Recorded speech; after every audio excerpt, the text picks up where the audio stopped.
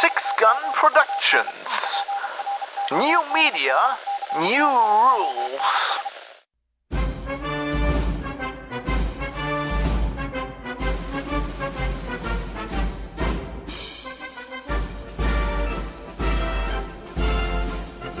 This is Geek News Radio. Broadcast 50 for Saturday, December 2nd, 2017. If fuckYou, fuckYou.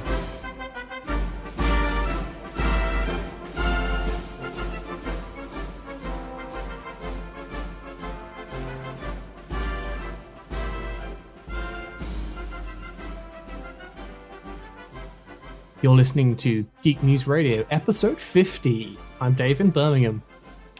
And I'm Fab in Hamburg, and I was drinking, and I had to swallow some wine really quickly. I knew exactly what you were doing, so I did that on purpose.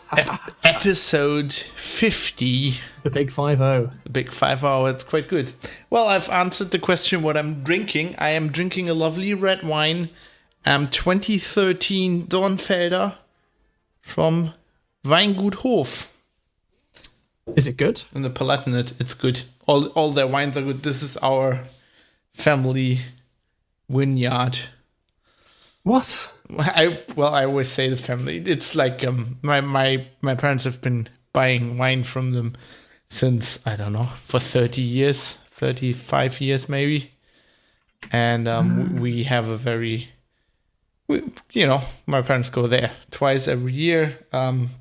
When my father stopped working, he was getting used to having free time. He was helping with the harvest. Oh, that's cool. Just for they'll basically you'll get free food, bed, and then you help them with the harvest and stuff like that. Yeah. So we like them. So they're like our go-to vineyard. They're your pals. And Katie and me have been ordering wine from them as well. Awesome. Yep. I have a gin and tonic with Opihr, O-P-I-H-R. Oh, it's okay. Quite spiced with stuff. Let's have a look at what it claims to be spiced with, because I will argue that it doesn't taste like that, but it's supposed good. So it's got what does it have? Some weird berries from Indonesia. It's got black pepper and coriander. I think they mean the seeds, not the leaves. Right. Which is really nice because it kind of ends up tasting like the gin I made, which was mostly just cinnamon. And I suppose it's the coriander because I put cinnamon and coriander in it in my one. It's reminding me a lot of that, minus the kind of effort of making your own. That's always good. Less effort. It's got a nice bottle as well. Dave, I must apologize. Uh-oh. Last show, we were talking about how the show sounded shit. And I was blaming you. Yeah. And it was my fault. I am stupid. What did you do, Faust? So, the nice compressor limiter gate thing? Right. The tube compressor. It makes the podcast sound wonderful. That made the podcast sound better the last few episodes. Yeah. I did not switch it on. Oops. Oopsie. Which is why... it wasn't boosting a signal, and I'm actually surprised that if you don't turn it on, the signal still goes through. Yeah, no, that's interesting. I can't remember how that works with the guitar pedals, because I feel like actually I had a guitar pedal that if you didn't turn it on, it was powered. If you didn't turn it on, it would still kind of pass audio through. Yeah, I think most of them just if you don't turn them on, they're just if you you can switch them off, on stage, and if they have no battery or you switch them off, they just let the audio through. I think it's the same. Yeah. I think it's just it probably raises the impedance or something on the... Something. So it'll probably dampen everything. And that's why the last episode sounded shit. But I fixed it, and now we're sounding amazing again. Amazing again. Our podcast sounds amazing again, except when I'm singing. That's the theme. That's the new theme. I was going in, the studio room, studio room, I was saying goodbye to Katie. I was like, I'm podcasting, and I took like the ukulele off the wall mount we have outside the studio. She was like, "Oh no, oh no!" Oh dear. He's taking the uke. Oh, Take cover. Quick, Dave, cry. Start crying. Yeah, so we have another show for you. We're doing a few more shows because we have to catch up. Yes. Actually, I looked before the show, and Podlove is saying we're at a 14-day release interval again. Which is bang on target. We were on 15 for a bit, which was shit. Suboptimal. So that's why we have some more shows out. I hope you're happy about that. Today we are going to talk about, you're going to talk about the Pixel 2. I am indeed. And I'm going to talk about XCOM War of the Chosen. And I wanted, there's also some news I want to talk about. And I want to give some impressions of Firefox 57 because last time we couldn't really do that. Well, yeah, we gave live install impressions, but nothing serious. Yeah. Do you want to talk about our best pal, Linus Torvalds, and him being Linus Torvalds? Oh, is this the news segment? Okay, I'm learning live chords on the air, so that okay. It's the news. Yes, Linus is being Linus again. Yes, he is. So he has offended people. He has said that security people are fucking morons. Some security people are fucking morons. Yes. Basically, a person on the Google Pixel team submitted... Keith Cook, a very famous security guy. Yeah, He's quite actually a well-respected person and is not a moron and clearly knows things about security. Submitted a patch for the Linux kernel. To which Linus Torvalds lost his shit on the mailing list. I've read the entire post on the mailing list. It gave me a chuckle, but it makes me very glad I don't work on the Linux kernel. Well, my god, I would just quit. I'd be like, it's not worth it. It's just not worth my time. I've been glad that I don't work on the Linux kernel for 10 years, ever since we started Linux Outlaws. Yeah.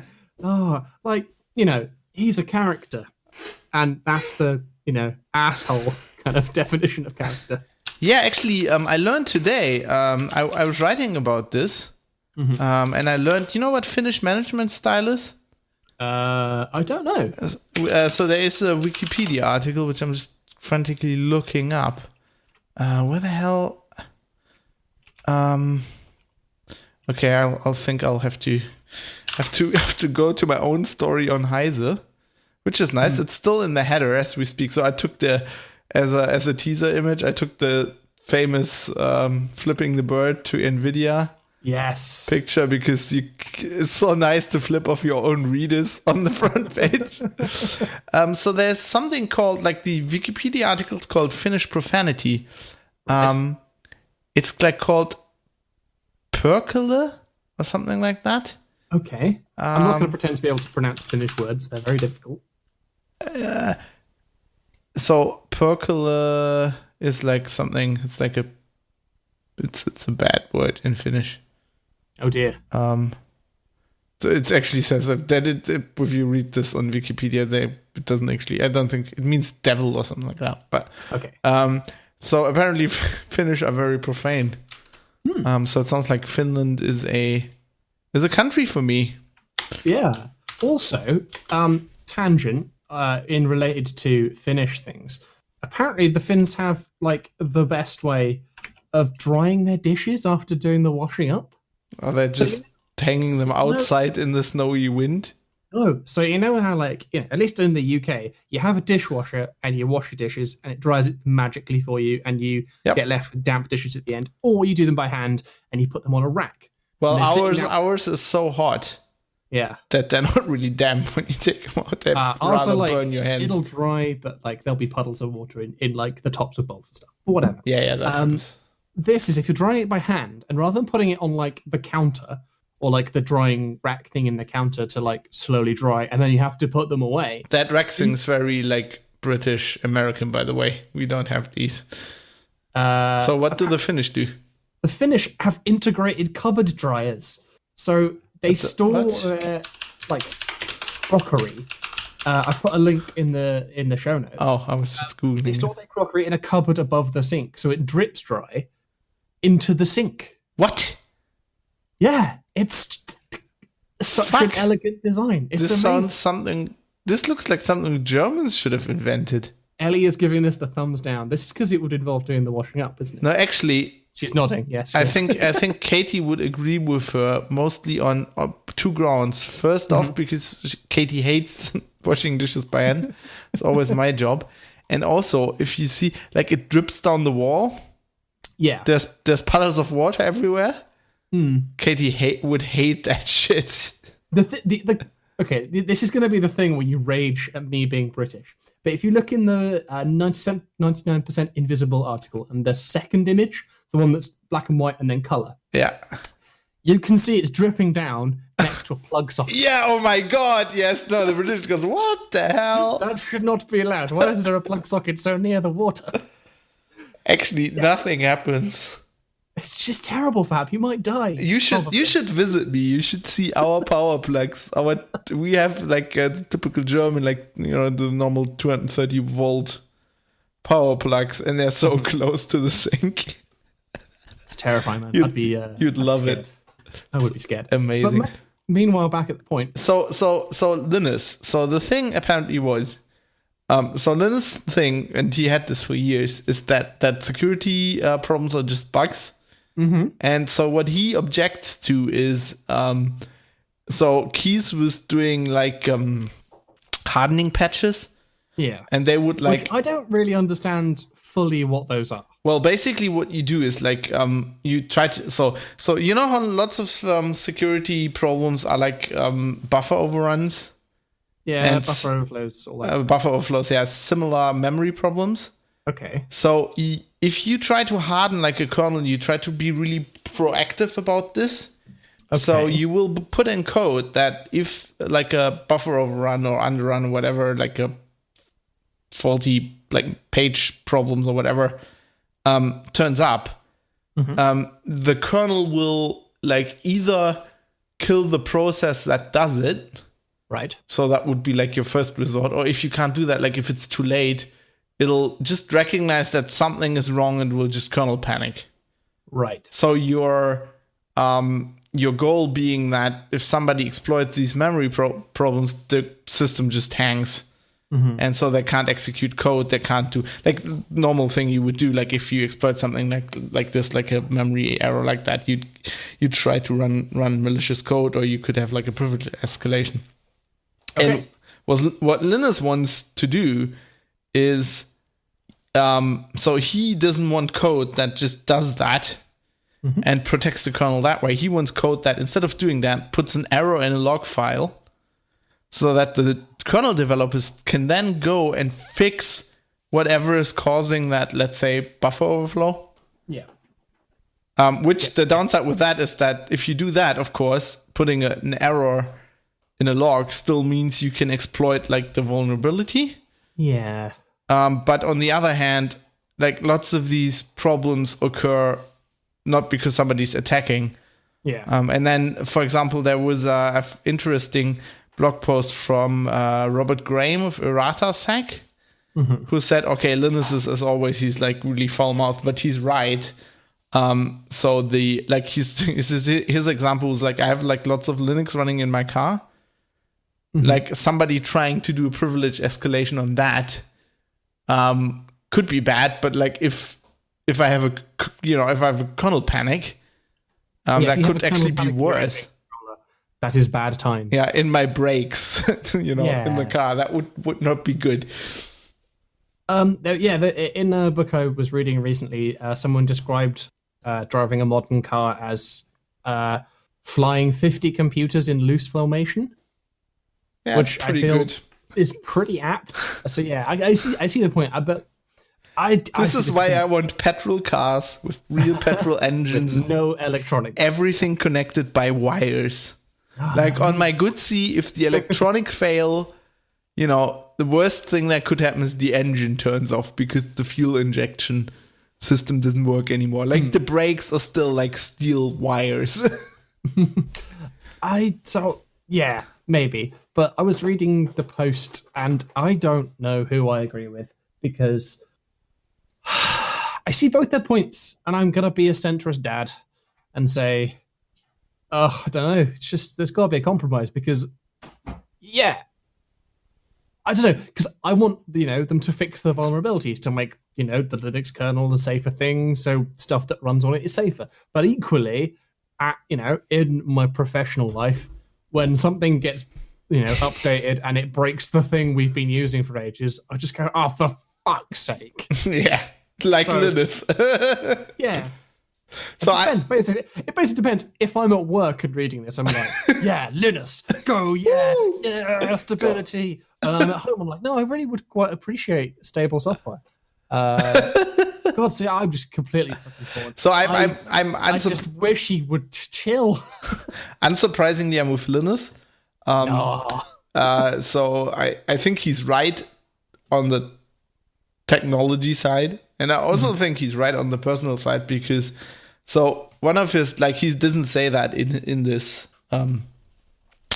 really in this mailing list post, but if you read like this has been going on, the masturbating monkeys was basically along the same lines as this, and so the thing that's been going on is basically he's saying security people sometimes are assholes, because coming from Linus Torvalds. Well, they don't care about fixing the bugs. They're not software developers lots of the time either. Like, they think completely different, and lots of the times they just want to make a name for themselves. Then they don't really care about somebody fixing the problem. I don't think he's cooks that. But there are lots of these, and like Robert Graham said as well. Like Robert said, like, I can kind of, like, I don't agree with the language, but I can kind of understand where Linus is coming from, because I know that there are these people out there. And if you have to deal with lots of them, you'll then at some point generalize. I don't know. Stuff like this makes me happy that I'm running Linux, because I like people who swear. I swear. Somebody actually on Google Plus, when I posted the story I wrote about this, some commenter said his favorite Linus Torvalds quote is, I like to insult people because I think the people who get insulted should be insulted.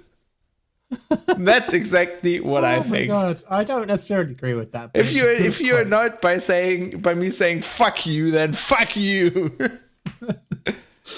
If fuck you, then fuck you. Yeah. Oh yeah. Is that like dollar? How would that work? Like, I don't know. I'm a .NET man. It's how's that work in .NET? I mean, just if open brackets. I assume fuck you is like a method. Yeah. And then so it's method name. Is that close brackets, open curly braces. Fuck you. Open brackets, close curly braces. Okay. Can you put that in the show notes? I'm trying to. I think gin-based Dave is trying to verbally describe things. Would you put the fuck you in quotes? Does that have to be in quotes? No. If it's a fuck, what? Okay, right. I'm gonna write this in the window, because it's like maths. Okay, I can't speak maths. Just open Visual Studio. Well, yeah. We'll be here for 20 minutes. If Dave's live coding on the show. We're not going to do a one-line if statement, because I am morally opposed to those. No, we have to, because that's going to be the show title. Okay, if fuck you. I just want to see what happens if I put that in a podcast show. That should work. Okay, that's great. Missing a bracket. There we go. Okay, here we go. Okay, that's the show title now. Okay, it's just the one. I agree with you. I don't like one-line if statements either. Mm-hmm. In other language, like in Python, for example, or you can JavaScript, you can do them as well, right? So I'm doing so many things, and they make me angry everywhere. Yeah, me too. So we're only doing this because we only have one line for the show title. Sweet. Great. Yeah. So other security thing that I would like you to explain to me, the DNS thingy. Oh, the yeah, skipping yeah. ahead one. Because what the fuck? Oh, the quad 9 it's called. So you know how there's 8.8.8, which is like Google's. Quad 8. Quad 8. Google, so the one I ping every time I ping something. So there's quad 9, which is like from a. I love the register. There's this link to a register story. It's the Global Cyber Alliance. Cyber Alliance. Whoever those are. The Global Cyber Alliance. Sounds like something from XCOM. It does. It sounds like robotic soldiers have unionized or something. Global Cyber Alliance. You will be subject to our approval and our DNS resolvent. I don't know. Yeah, so whoever these people are, they're actually, it says co-founded by the City of London Police. So Okay. definitely trustworthy. So they're not the Met, right? The City of London is like that, like really rich thing they are inside not London. the Metropolitan Police. They're like the ones literally because the City of London is sort of the banks, basically. Yeah, they're like the bank police. It's funny, like if something happens there, I've seen that once when I was down there, and like both arrive, you know. They have different uniforms. Like the City of London Police arrives, and then They just arrive in gold-plated armor. yeah, exactly. Sponsored by Goldman and Sachs. Yeah, and then there's like the actually That's they who we want to get sponsored by. We very Goldman much Sachs. appreciate Blackmark Hosting and their big fee cloud platform, but Goldman and Sachs, if you want to send us a cool billion. I just want to be sponsored by Rolex. Equally, yeah, that'd be grand. So actually they have different uniforms. They're not like what's that called? The Battenberg, like, you know, the squares. Oh, the squares, yeah. Isn't that called Battenberg? I'd call it a Battenberg. I know I've got Space Marine decals to apply that to a Space Marine. Battenberg markings, you know, named after the cake. So they have to anyway. So they have. Yeah, it totally is. Okay, you're right. I didn't realize they're called Battenberg. I've learned a thing. I just assumed it was just like a slang thing for like, oh, it looks a bit like a cake. Yeah, I think I looked that up at some point. I don't know. Somebody said it probably in Luther or something, and I looked it up. Anyway, so they have. We can call the police the Battenbergs. So the Alliance. Scarpa, it's the Battenberg. That would be awesome. Sounds like something from a Poirot. So the quoting the register, the Alliance, which oversees the initiative, said the other partner, Packet Clearinghouse, gave the system global reach via 70 points of presence in 40 countries. What? This sentence means nothing to me. I just like Packet Clearinghouse. It's great. But what is the service? What does it do? So what it does is, you send a DNS request. So you want google.com, and they tell you what IP it is. Okay. You know, that's the DNS request. Just I know you know that, just in case somebody doesn't, which I doubt. For Icarus listeners. Right. And they so I think when this was founded, the goal was to be not to be Google, because your DNS service knows a lot about you, because they know every website you visit. Yes. Except if you happen to enter in like IP addresses, which I don't think nobody. You memorize the IP addresses of everything and. Yeah, so the Heise is, whatever.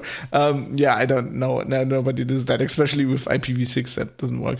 So this is like obviously as easily memorable as Google. Hopefully their uptime is as good. So I think lots of people use the Quad 8 because, you can remember. Well, that, and it's Google, and you can assume that if Google's down... It has better uptime than BT and Sky. So. I think it has better uptime than the internet. Like, if Google is down, then... That's functionally the internet. Well, we live in a post-apocalypse then. That's all of the internet apart from the stuff that runs on Amazon. Yeah. Actually, when I was working for Net Cologne back in the day... and, we put up these servers in schools. Like, we had a script to check if the server was online. And because we were in Germany, we used heise.de. So lots of German sysadmins use heise.de, Nice. which I find weird because I now work for them. And actually, since I'm in the security department thing, I know like the security desk. I know when it goes down because they will usually tell us. It's like the admins will tell us, so I know that it's actually a lot more down more often than people think. But it's still up a lot. Anyway, so this is it should be as easily memorable. It shouldn't be Google. And so what the other thing it does apparently is it uses IBM's X-Force database. So they have a threat intelligence database. Oh my god, next generation threat modeling. Yeah. Exciting. Which is, I think, usually if you're a company, you buy an appliance and you stick that inside your So like a kettle. You buy a kettle, it's from IBM, and it checks for threats. You're on fire today. Threat detected. So it's even better. It just it passively detects threats, and if there's a threat, it just puts the kettle on for a cup of tea. Just for the admin. Yeah. I have one of those, please. It just writes it in a log file. It's just Linus's approach. Threat detected. We'll do something about it in 2 years' time. Well, go ahead here. So if that's inside the company, if employees put in URL where IBM's X-Force knows that there's a threat there, malware or something. I did not get that from the request will not go through. And so this DNS service does the same thing, because if you fire off a DNS request and your DNS service can say, well, that doesn't exist, so it will just do that. I don't know how. If you're concerned with just browsing, right? I don't know how much you need this, because Chrome and Firefox already do this. Google has their own database, and Mozilla uses some database as well.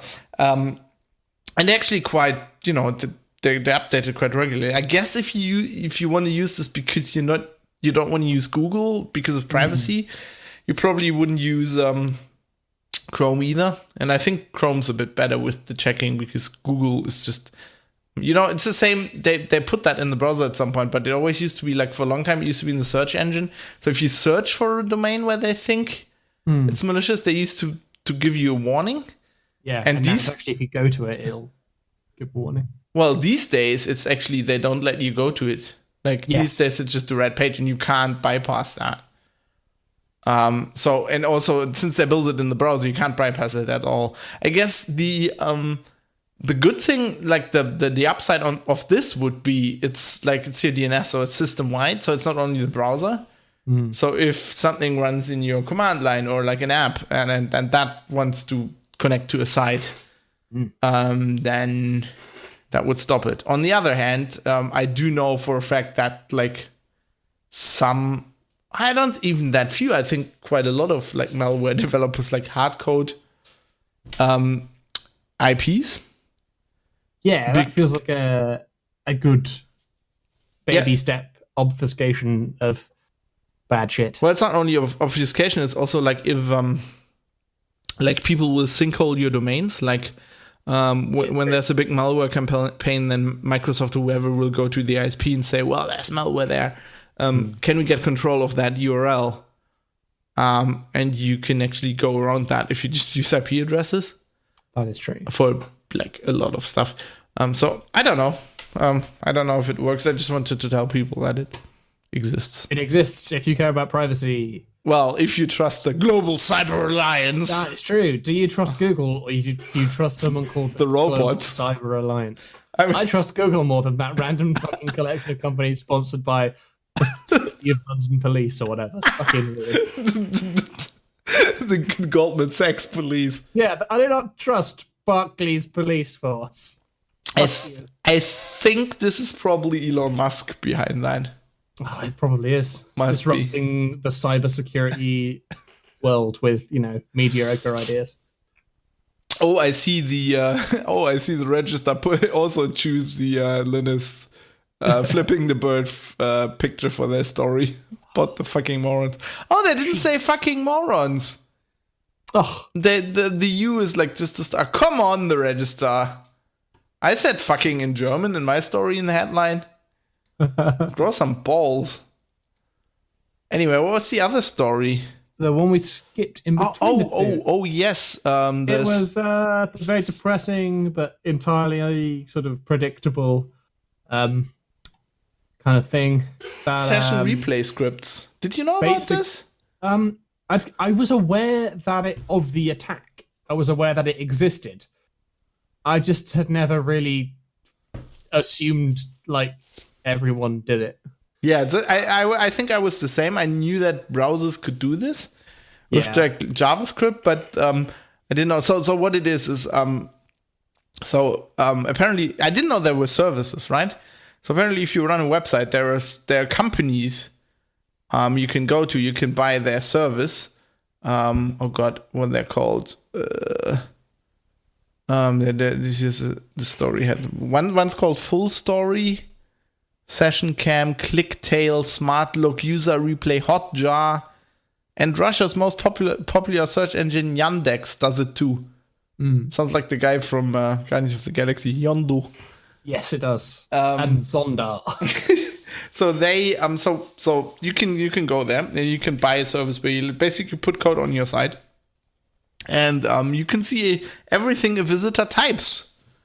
Is one thing, for example. Like, so if you're on a website and they use this code and you write something in the text box, then they see it as you write it. Like, you don't have to click like submit. Like, so like if you're typing in a search, like, oh my god, what am I thinking? Like, a thing I quite regularly do, like type in text boxes because I can't remember what I'm supposed to put in it. They get all of that. So they get not only the thing you actually searched for or entered, but all of the text you put in beforehand. Yeah, also they know a lot about you. So in lots of cases, this is based on some research by some guys at Princeton. And they say like lots of times, like basically they just applied for the service and set up like testing sites and figure out what they can see through the dashboard. So there's like they can, in lots of cases, you can even get like real names and shit. Like for me, probably like my real name's out there everywhere. Like if they know my email address, they probably know my real name. And it's like, it's just super depressing that the web is such a hostile user experience. So apparently, they caught like of the 50,000 top Alexa sites, they caught over 400 doing this. 482. They say it's probably more because it's not on all the time. Apparently, companies use it like just to like they switch it on for a few users just to see like. I mean, it's actually quite useful for the site if they don't. Oh yeah, if it wasn't useful, they wouldn't be using it. Yeah, so they can see like what pages people don't like, and you can get kind of ideas why they don't like it and what they find confusing and shit like this. But the main problem is not like that. If I go to, let's say, I'm pretty sure we're not using this, but if I go to Heise, like as far as I know, we don't use this. So if you go there, then we can maybe use this to analyze like what kind of stories you like. And like then based on what you know about you, we can figure out what stories you should write. So I don't think that's as bad. The bad thing is that this gets all sent to like a third party, which is this company you buy it from. It's just a kind of like shitty thing because like you may trust I say trust, as far as you can throw them, the company that you're using the website of. You sort of implicitly, you probably should trust the websites that you go to. Otherwise, that's kind of weird. But it's the data is going through a third party. Yeah, and also sometimes they fuck up. Like Yandex, for example, apparently then they're not like there are quite a few of these companies who don't like use SSL. So then you're having like an SSL encrypted connection to the site you're visiting. Let's say Heise, but all your data is secretly getting sent. Not over SSL. Oh, jeez. So and the problem is like this wasn't even stuff like this was like medical companies. Fucking like Walgreens, I think, where you can order like drugs. So why is everyone so shit? Because people are shit, Dave. Fuck's I've sake, been everybody. saying this for 10 years. Oh, it's so fucking shit. I've been saying this for longer, but I've been saying it for 10 years on podcasts. Yeah, people are shit. Like, the more power we get, like, the more power is used for shit. We're fucked. So if you don't feel bad enough, I've got something like, I don't know. If you're like me, it's going to cheer you up. Yeah. If you're like Dave, it's going to depress you. So I'm going to put a link in the show notes. It's a bit old, but it's Alex Jones versus Alexa. It's hilarious. Alex Jones keeps asking if it works for the CIA. Yeah. I've independently seen that. Someone did it like on the internet. It's like, what the fuck? What? Oh god, it's one of the kind of less shitty things of Alex Jones. I don't know. I still hate the guy. I still think he's like, I don't know. I'm pretty sure he's sponsored by Rolex. He's wearing a Rolex. Man, I think he's sponsored by the CIA, man. He's a flag. Well, what red flag? No, he's a false flag. Oh, he's a false flag. All right. If you say, right, I'm not suggesting that there is a global conspiracy against us all. I hear helicopters. And I'm not saying that if there is, it would actually be a bad thing. But what I am saying is that if I were someone part of that conspiracy, I would have someone like Alex Jones be there discrediting conspiracy theories. I think it would actually be a good thing because people are shit, you know? Yeah, because it would be like, oh, that Alex Jones conspiracy guy, he's batshit crazy. Better discount all other conspiracy theorists. I just think he's hilarious. But you know, Illuminati might not be a bad thing. Who knows? I'm really envious of his he's sitting in front of I don't know, 20 flat screen monitors that are hooked up to a wall, which project this. I don't even know how you do that. How do you take 20 flat screens? How do they do that in a television studio? I mean, what kind of box do you have that has 20 HDMI things and then it projects whatever you do? There must be professional hardware for that. Someone the kind of Jumbotron kind of people. I assume they do. I mean, Jumbotron are those they use at concerts, right? The huge screens. Yeah. So okay. I assume they have the technology to do the kind of signal splitting across screens. I don't know what it is, but I want it. I think it costs a lot of money. Time for Patreon. Yes. Oh, that'll be our pitch. That'll be our pitch. $50 tier. You get to name one of the panels. Either you're becoming a patron, or it's gonna be Goldman Sachs sponsored Geek News Radio. I have a week left free of holiday because aside from Fiji, I didn't take any holiday this year. Yeah. And so I just put that in. I'm gonna take it in a week or two. And I'm just gonna take a week off and play XCOM in my pajamas all day. Because you've been playing a lot of XCOM. I've been playing a lot of XCOM, but on the side, I might just do the Patreon. Oh god. Video game chat. Well, first of all, it's Firefox, but it's the main topics. That's what's that actually? That's a D.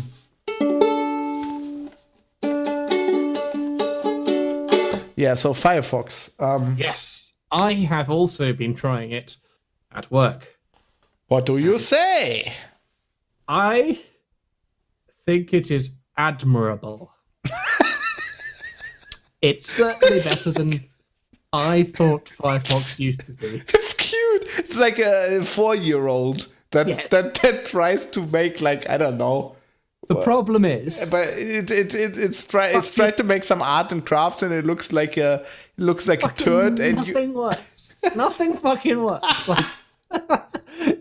It's entirely Google's fault. Oh, that's admirable. That do not conform to standards and only work in Chrome. But the problem is, I like using Google Maps and trying to buy a house, which involves a lot of in-depth Google Mapsing of places. Mapsing is that? I'm verbing it. Google Mapsing is a thing now. I love it. And Firefox just shits the bed. It's terrible. If you're just I want to how do I get from here to here?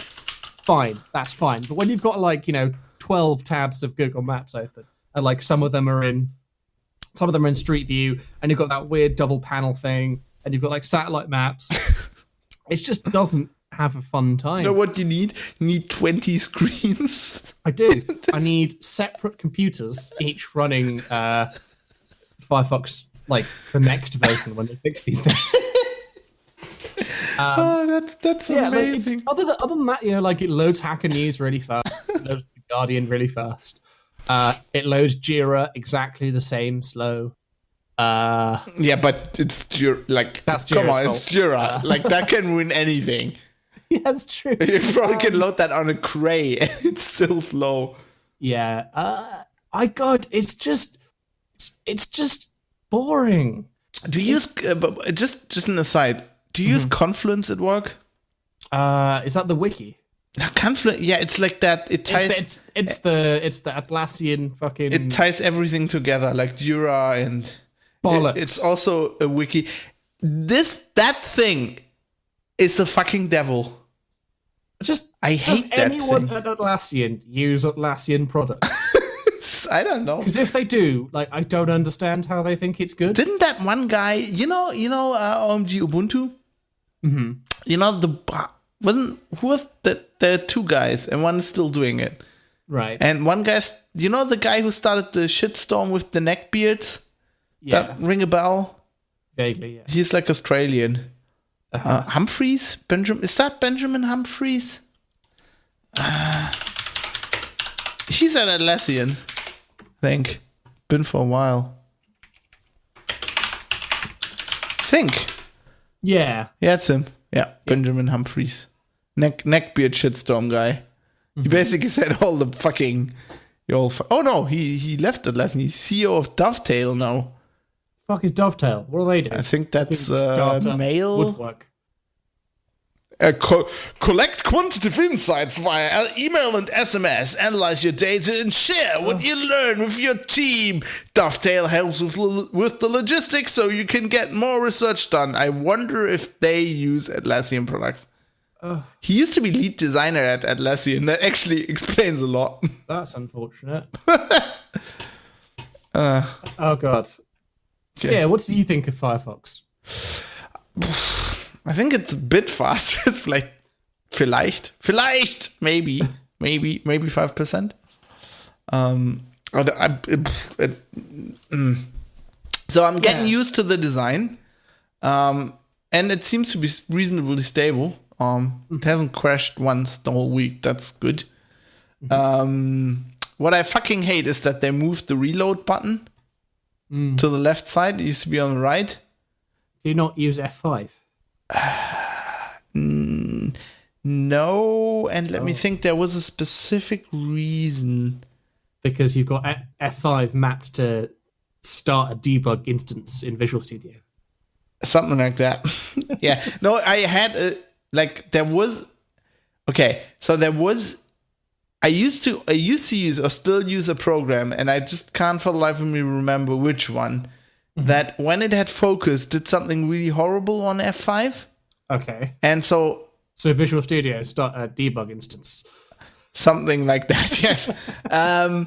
And it would just if I pressed F5 at the wrong moment. This might have also been years ago. Might also be on Linux when I had mouse focus.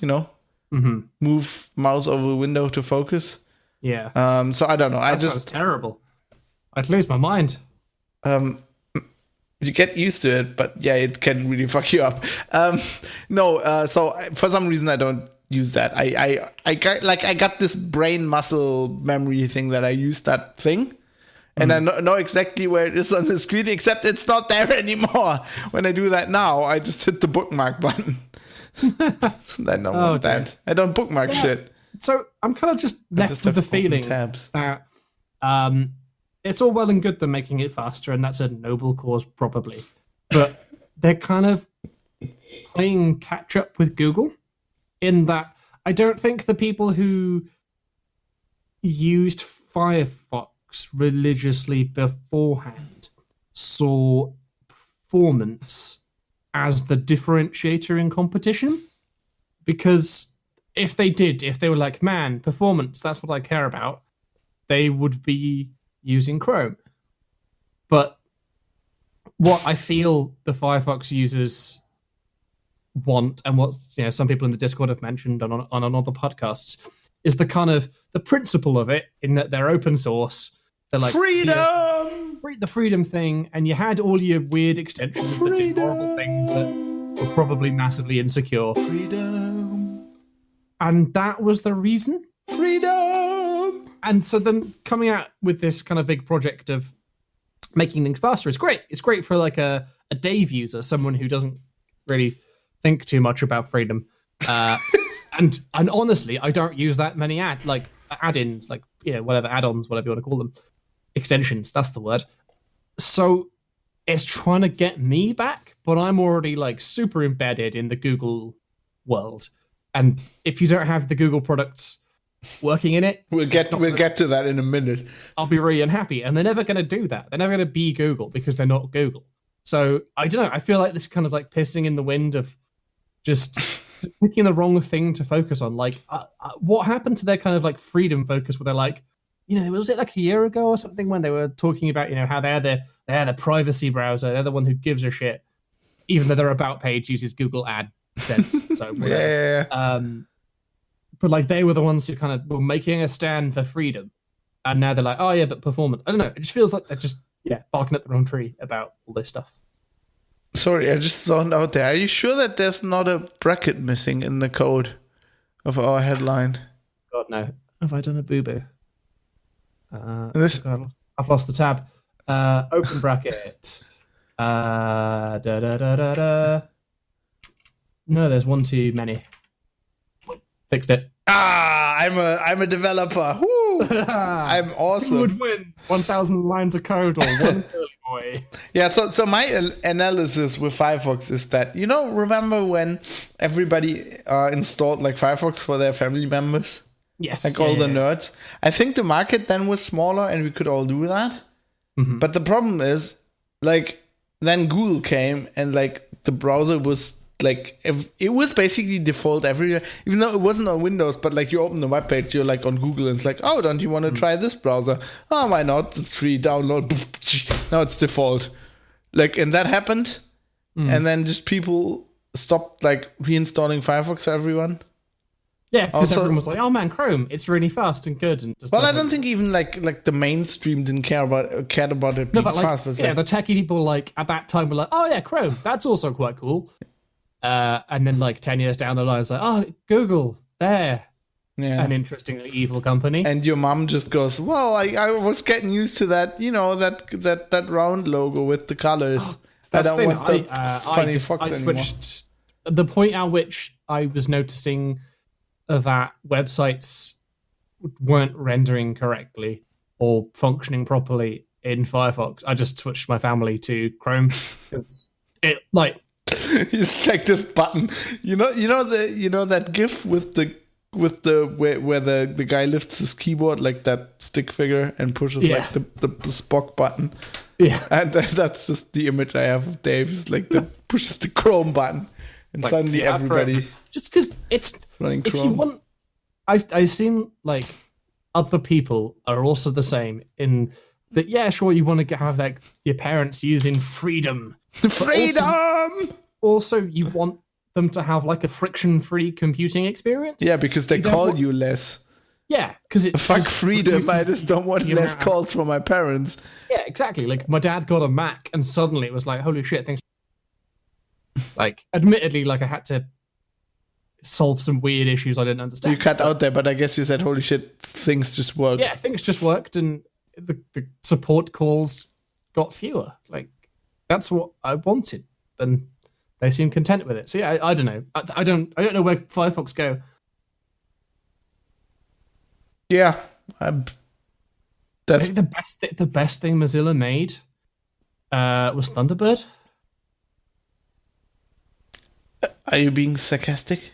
No, like it because you mean when they still made it? When they still supported it, when it was still like not on. Because I use it every day, and it's fucking horrendous. But it fills a niche that other things don't. in that Chrome is already best in class at everything. And what if you are a person who isn't using webmail, which to me is weird because I use webmail. Are you saying I'm weird? Fuck you. But fucking moron. In the business kind of world, it's all Outlook, and I fucking hate Outlook because there are so many just like actual bugs. Like there are bugs in like the calendar reminder system that I see every day, and they don't get fixed. And I just think that is garbage. And I think Thunderbird, if it had continued to be developed, would be a product that was meaningful to people in that like it solved a problem and it solved it better than the competition, which is like ideally what everything should do. Everything should aspire. I completely agree with you. And I don't see Firefox ever being able to do that without being massive like Google. So the problem is what they want to be. Mozilla is full of like Silicon Valley techie fuckers as well. Mm-hmm. And they're fucking shifty fucking moron guys. They're just like, bastards. The idiots. So they, because they decided like 5, 6, 7, probably 10 years ago that email was dead. That's and true, email wasn't the future. Email is dead apart from it secures all of your account. Yeah, and that was like, oh, email's dead. Let's use Twitter. Email's dead, let's use Slack. Email's dead, let's use Discord. Email's dead, let's use Skype. No, fuck, email isn't dead. And I'm getting old now, and I'm thinking these days, I'm reaching the mid-30s, and I'm thinking, no, probably email isn't gonna be dead. Email's the fucking gasoline of computing. It'll be like when we're in the expanse time, there'll still be email.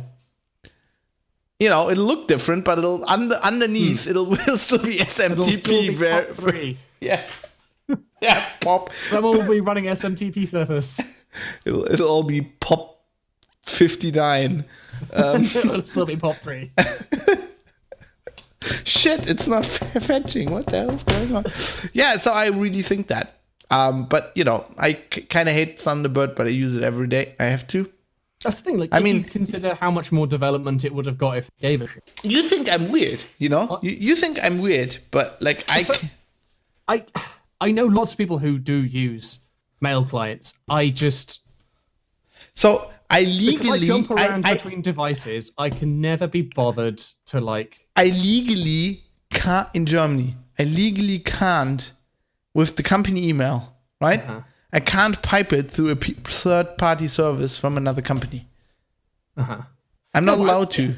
Yeah, that's the thing. So what I'm going to use, like Roundcube? No, like I use Gmail. Why does anyone use anything else other than business? It's basically my problem. Like Gmail has solved emails for me. It is perfect. Why would I change anything? It's my kind of thing, and it like exists everywhere. And I can move to a new device, and I don't have to install anything. Dave? Yeah. Do you remember General Petraeus? Yes. Did you know why he fell?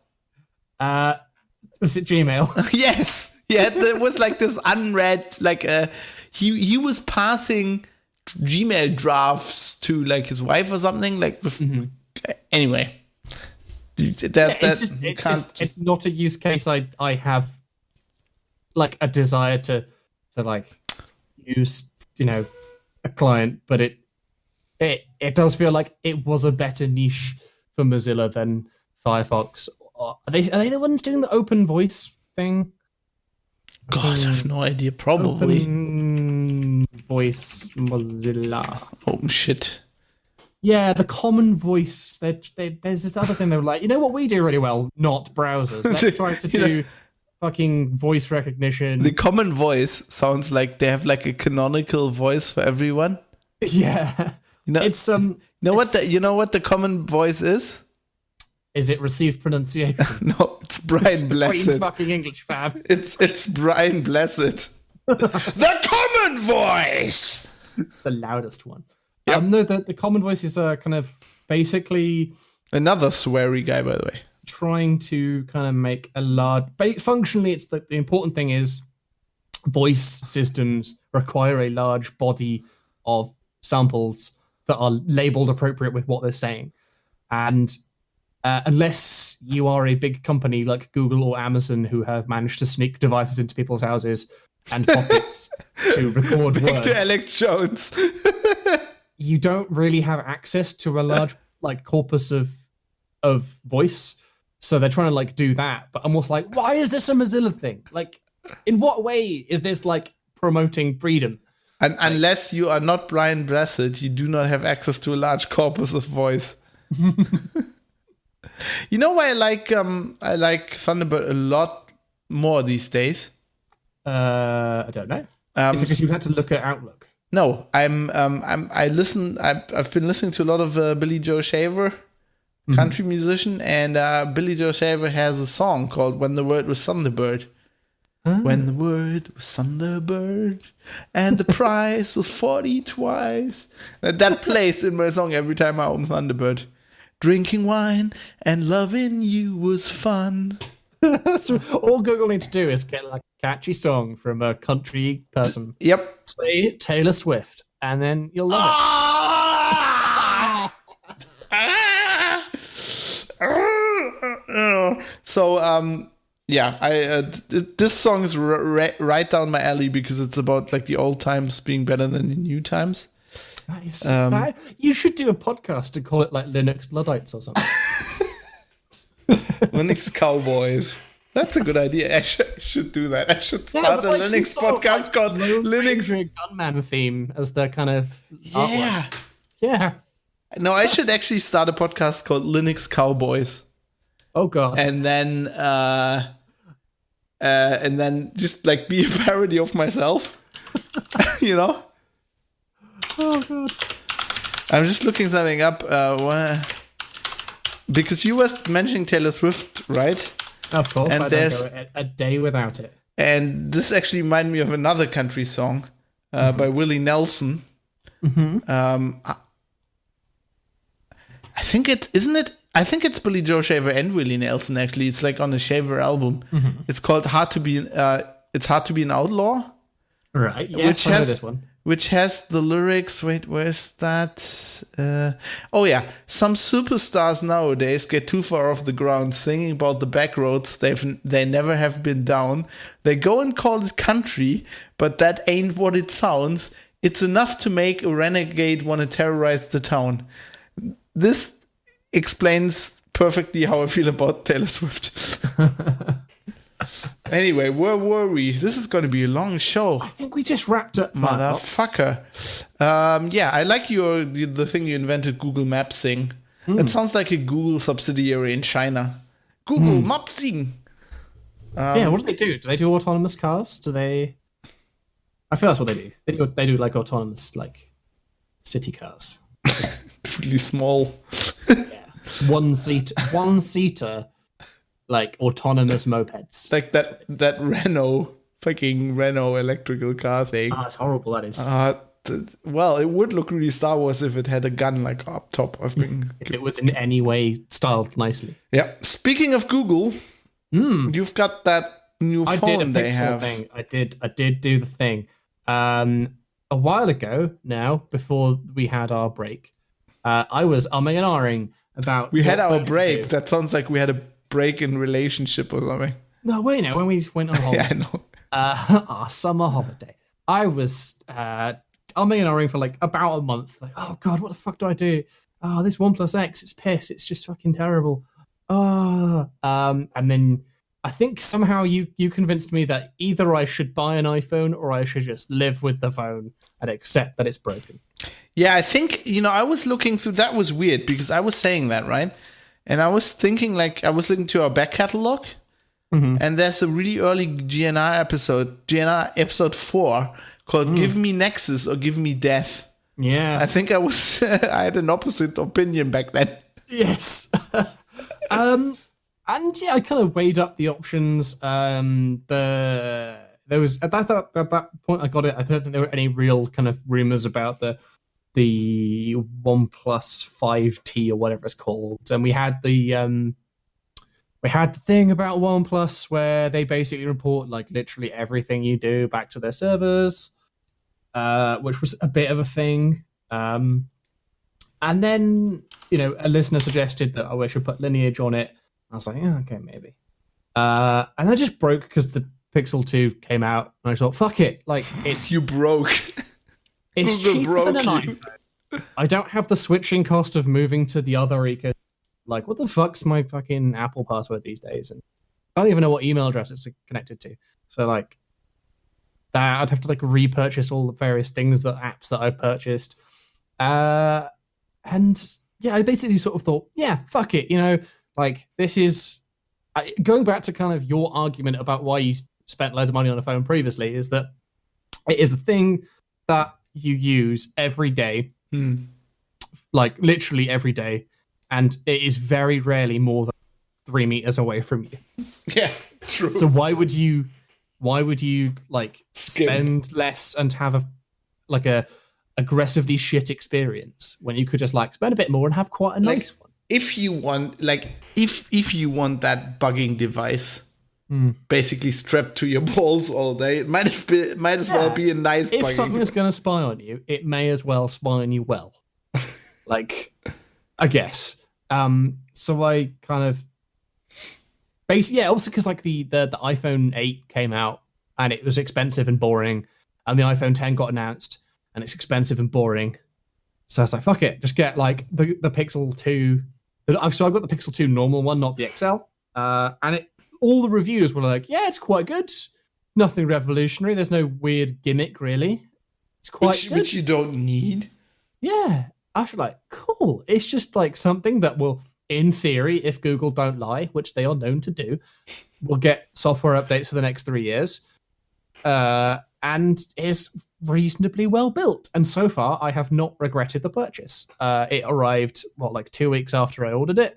Like, basically, it's kind of the kind of annoying thing I wish like everyone did what Apple does or used to do, where they would like, and presenting the iPhone 3G, it's available now. I wish places did that because it sort of sat around for a while, like waiting for it to turn up and just twiddling my thumbs, being like, oh, OnePlus X spying on me. Why couldn't Google spy on me as well? So it arrived, unboxed it, pretty nice. Things to say about it. It's marginally bigger than the OnePlus X, which is kind of a big deal for me, because the OnePlus X is the limit of how big I want a phone for it to be like conceivably useful to use with one hand. So you can kind of you can reach across the whole thing with your thumb rather than have to like fucking use it like a tablet, like the XL and the various other things, which is kind of cool. It's like super kind of 2013 thing to say, but it's got a fingerprint reader. Oh my god! Front or the back? On the back, in the correct place, because you pick it up and you unlock it as you pick it up. I actually like it. Like my Nexus obviously has one on the back as well. But I actually that's one thing I miss about the iPhones. Like that fingerprint scanner in the unlock button is amazing. I like it on the back just because it kind of like fits in with, you pick it up. It's, like, that fingerprint reader is great. That fucking Face ID shit, fucking piece of shit. Which there's already been an attack on it. I'm pretty sure. It's horrible. It's a fucking shitty excuse because they couldn't fit the fingerprint reader. Because, the iPhone X doesn't have like a button in the front. So also, they want to get rid of that button, then they had to get rid of fingerprint reader, and they're like, oh yeah, it's this Face ID thing. It's as secure. Yeah, your fucking cock's as secure. Also, in the dystopia, it's not about identifying you. It's adverts. Yeah. Because I know that face. Rather than this advert will play for 5 seconds and then you can skip to the video. No, it's like, look at this advert for the next 5 seconds. We can tell. Which is super depressing. Fingerprint reader. It's got NFC, which like one of the like really weird things the OnePlus X didn't have was like NFC. I have that on my Nexus. I've never used it. I am a peasant and I get the bus, and I've got a bus pass that's an NFC card, and you like load tickets onto it basically. And if you don't have NFC, you have to go to a bus stop that has a reader and swipe it. And it's Like if you wake up in the morning and realize, fuck, the bus pass ran out, I have to like walk to a different bus stop that's not my bus stop, do that, and then get the actual bus. In Germany, you just download it to the phone and show it to the driver. This is not that complicated. No, Fab, not in Queen's England. That's really, really low tech solution. The driver looks at your ticket. This is just like, bam, I can do that. In theory, it can do Apple Pay if my bank account supported it. It doesn't, so shit. The gimmick of it is that you can squeeze it to activate the assistant. It's got a kind of like some sort of capacitive thing. So if you squeeze it at the bottom on the is it squishy? No, it doesn't squish. There's no squish, but it can. There's no like actual flex as far as I can tell. At least a noticeable one, but it notices when you squeeze it and it'll like open Google Assistant, which I find quite useful. Oh, I have this amazing image of like this like the rock type bodybuilder. Yeah, just buying this phone and it tells him to squeeze it and he just goes. It's like, I don't know what the problem is. I squeezed the phone. It says squeeze me. It's configurable like levels of squish, so it can be really sensitive, which is kind of rubbish, or like quite firm, which I find a lot better. Wank control. Google presents wank control. Other cool things include the camera. Oh my god, it makes me taking photos of food look fucking incredible. Honest, like, it's the best camera on a phone. Like, just fucking hands down. I was just gonna declare you insane. Luckily, you ended the sentence with on a phone. It takes better photos at night than my digital camera does, my DSLR does, if you don't spend a lot of time thinking about it. So, DSLR probably does a good job if you sit there, like probably with a tripod, or like really think about the settings and go, oh god, like, what do I have to tweak to get the best exposure for this thing? The Pixel 2 is like, oh, I took the photo and it looks great. Probably not as good as it could do, but it is far better than it has any right to be. I took some photos on holiday in the Lake District that like are just like, oh god, I should just put my DSLR in the bin, because why would I ever want anything else? Obviously I won't, but it's just kind of like the shock of, oh god, finally a good Android camera, the first one ever.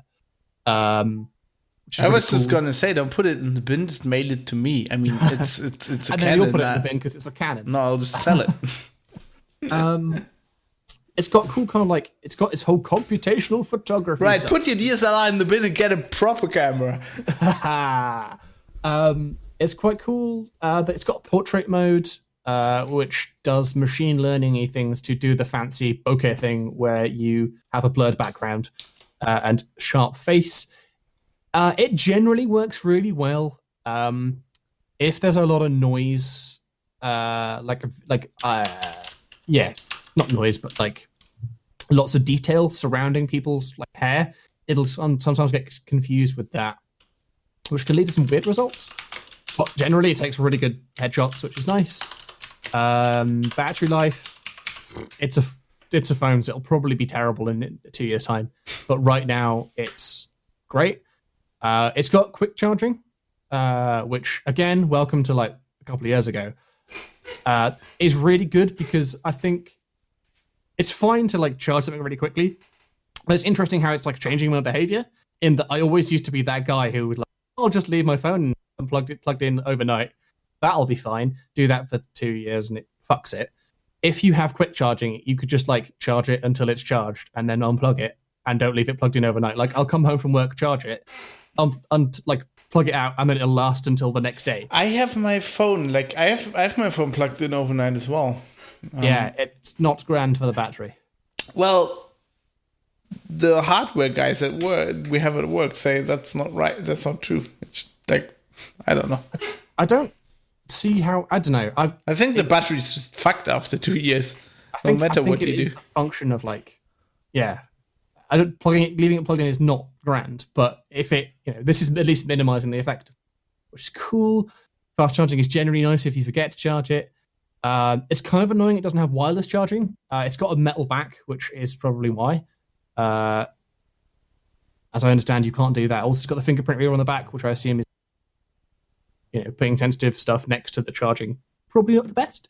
And it's all these kind of just like nice things that like aren't brand new, but kind of have never really existed in an Android phone together before. It's just nice. It's a nice phone. Bottom line. It's nice. Like there's all the reviews are basically nothing to like celebrate as revolutionary. I'm like, that's not what I want. But that's what's ruining. I think that's actually that kind of like of reviewing and it's news. It's kind of like tricks. It's like that's ruining the phone market because I've been thinking that for quite a while because that just leads to companies putting in like Apple does a lot like gimmicks that are in there for the new phone, but that nobody really needs and that are just shit instead of concentrating of just making a good phone. Yes, which I feel that this they've put a lot of thought into the design. We'll ignore the XL's issues. The production issues of the Pixel 2 XL have been interesting. Lots of the screens broke. What were okay. So people arrived with like broken screens. Also, some of them arrived without software. They had not had the like OS flashed onto them. No software at all? Yeah. That's fun. Which is really weird because there were literally none of these problems for the Pixel 2. Like, it might be from another manufacturer. Well, that's the thing. Like, but the thing they were saying is like for the first time, like it was the dig at Apple being like, here's our normal sized one and the extra large one. The only difference is the screen and the battery. And you're like, but how did you fuck it up for the other person? Like, like different screen, but like also you took care with one of them and not with the other. Which is. But it weird. Looks like I'm just looking at them next to each other. It looks like a very different screen. Looks like a very different phone. Like the XL is very rounded. Yes, it has more rounding. It's got like less of a bezel. That's a thing people have commented on, in that like, oh, it's got a bezel. I'm like, I don't care. Jesus, who gives a fuck? Like, oh yeah, your iPhone X doesn't have a bezel, but it's like 1,300 euros. What the fuck? Kind of not what you want. At least not what I want. But these two phones look to me like they're from different manufacturers. Seriously, I would go down. I think they look quite similar, but like, yeah, it's just really nice. I've been really enjoying the photos. Things that I will probably miss are SD card slots. I've got 64 gigabytes on internal storage. I haven't missed that in years. Which is the thing. Like, actually, I was thinking about it, and 64 gigabytes is more than I had on the OnePlus X with the SD card. I had 16 internal and then 32 on the SD card, and I never worried about it. The only thing I worried about was like, oh man, I wish there was more space on the internal and like nothing on the SD card, because some apps were still picky about that kind of thing. I have not missed the headphone jack at all. There's no headphone jack on it? There's no headphone. It comes with a dongle, but I've not unboxed it. It's like I've got some Bluetooth headphones, and I just use those. What's wrong with normal headphones? Fuck. I get annoyed at the wires, and I don't know. Me too, but just yesterday I was stuck in a train that basically sat around for 3 hours because fuck Deutsche Bahn, and I'd listened like to stuff on the train ride to work, and then that on the way back, no Bluetooth thing would have like survived that. Yes, I've got like the thing is I do have like a charger at work for all my stuff, so I don't have to worry about that. I could see the problem will be like if I'm on like I will be fucked. I'm old fashioned. I just want a fucking headphone jack. It's just like I thought I would be like caring about it, but I'm really not bothered at all. Like it's just not an issue. Yeah, God, like that's basically kind of it. It's just like super solid. It's got stock Android. It's got Oreo. Is it Oreo? Yeah, the latest one. And it's buttery. Who knows? Everything is just speedy, but obviously it is because it's a brand new phone. They moved the search bar around again because, of course, they did. Other random apps that have come with. Where's the search bar now? Messenger thing, which I've not. Where's the search bar now? It's moved it to the bottom. It used to be at the top. What? That's ridiculous. That's even more annoying. It's pointless. It's one of those things. I was like, oh, cool. The search bar's in a different place. Oh, you're gonna go to there anytime you want to push one of the button. Oh, fuck. I found Fuck I you, Google. have been using Google Assistant more than I have previously. So previously I just disabled it entirely, which is kind of, an indictment of how bad I thought it was. But in that time, like since it came out, I was like, oh. But since it's come out, it's actually quite good. Like just setting reminders is really quite useful. The assistant of subscribing to notifications. Man, at like 9:30 every evening, I would quite like you just to show me the weather. Like, have a notification of here's your weather forecast for tomorrow. So it's quite useful, actually. It's just good. But what's Google Assistant about that? Can't just the OS do that? Yeah, but it's integrated into the thing. So you set the reminder through it, okay, Google, do the thing. Why do I have to talk to it? I don't know. I've been finding it quite useful. I don't want to talk to my phone. Well, you can just change the music. Sonos integration's not there, but they're working on it. It's got you can set default music and stuff, so it'll play through. You can set it to be Spotify rather than Google Play or whatever, which is useful. Yeah, that's good. You can do podcasts and stuff through it. I don't want to talk to my phone.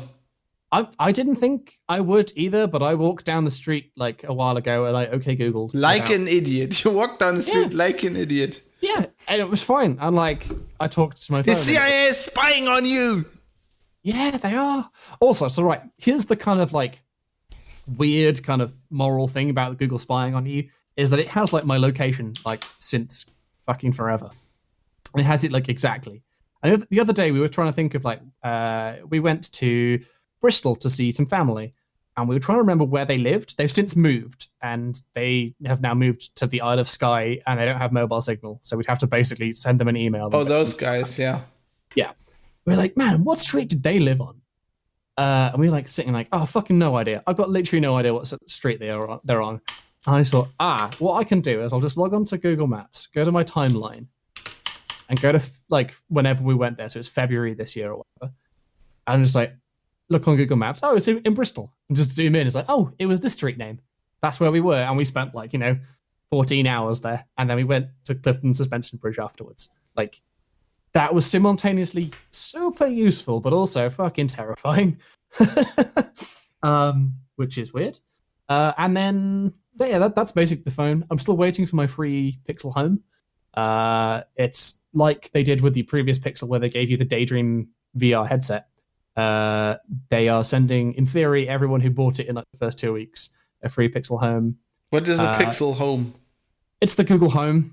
Not Pixel Home, is it? Oh. No, the Home small one. Yeah. Katie was supposed to get a a Chromecast when she bought her Nexus ages ago. They never sent that. Yeah, so it's people I know who ordered it at a similar time to me have received emails about confirming. Sorry, you broke up there. About what? People I know have received emails about confirming shipping for their free one. Yeah. I have not had that yet, which is a bit of a pain. That's the phone. I really like it. It's expensive, but it takes fucking great photos and it feels nicely made. Maybe the one design consideration I wish about is the bezel. There's a tiny kind of lip, so where you got the screen and then it goes down to meet the metal. That's quite a sharp edge. And if you put that in the same pocket as your keys, it's going to get a bit scuffed. Which is just a super minor thing. If you wanted to sell it new, you probably couldn't after that. But I don't care. It's fine. It's just oh man, that reflects light in a slightly different way, which is a thing I just don't want to care about. That's it. I would totally recommend it to someone who's got £630 to spend. Good review, you Google fanboy. Yeah, I'm so deep in the Google dystopia. And to be honest, if they had released the headphones, the Pixel Buds by now, I'd have bought them. I've taught myself out of it now, which is bully for you, Google, because what are those? They're the ones that are the Bluetooth headphones that do the real-time translation. But the nice thing is they're just nice Bluetooth headphones. What do you mean they do real-time translation? You can kind of do some Google Translate stuff through it, so you can speak and then it'd be like, okay, Google, translate this thing. I'm surprised I've not set it off yet, actually. It's right next to me. You translate this thing, and you'll speak something, and then you'll like hold your phone to someone else, and it'll like speak the language back to them, and they can speak back to you, and it'll like in your ears. It's kind of like version 0.1. They of look the weird. version. Are they Bluetooth? Yes, they are. Why do they have a cable? Because they're connected to each other. Why? Well, because otherwise you can't lose one of them. You can lose both of them, but you can't lose one of them. And they're kind of like, so that's the thing. It's like it's got USB-C, which is like great because now my Pixel C, my Pixel 2, and my Switch all charge from USB-C. It's fucking glorious. Problem is, like with Bluetooth headphones right now, there aren't really many that are like a reasonable price and don't look stupid that charge from USB-C, whereas the Pixel Buds do, but they're also a ridiculous price. So I might just live with having two. How much chargers. are they? God, I think they want to charge like $170, which is totally not worth it. That's the thing. I think the really good Bluetooth headsets are all that price range. Yeah, but that's the thing. I'm not convinced by the audio quality. I don't think that's going to be a thing they've been advertising, is the good audio. Okay. I'd want to like listen to them before I was like, oh, they sound great. And I'm not an audiophile. I listen to podcasts which are very like generally recorded by people who aren't like using studio quality setups as someone in Germany does.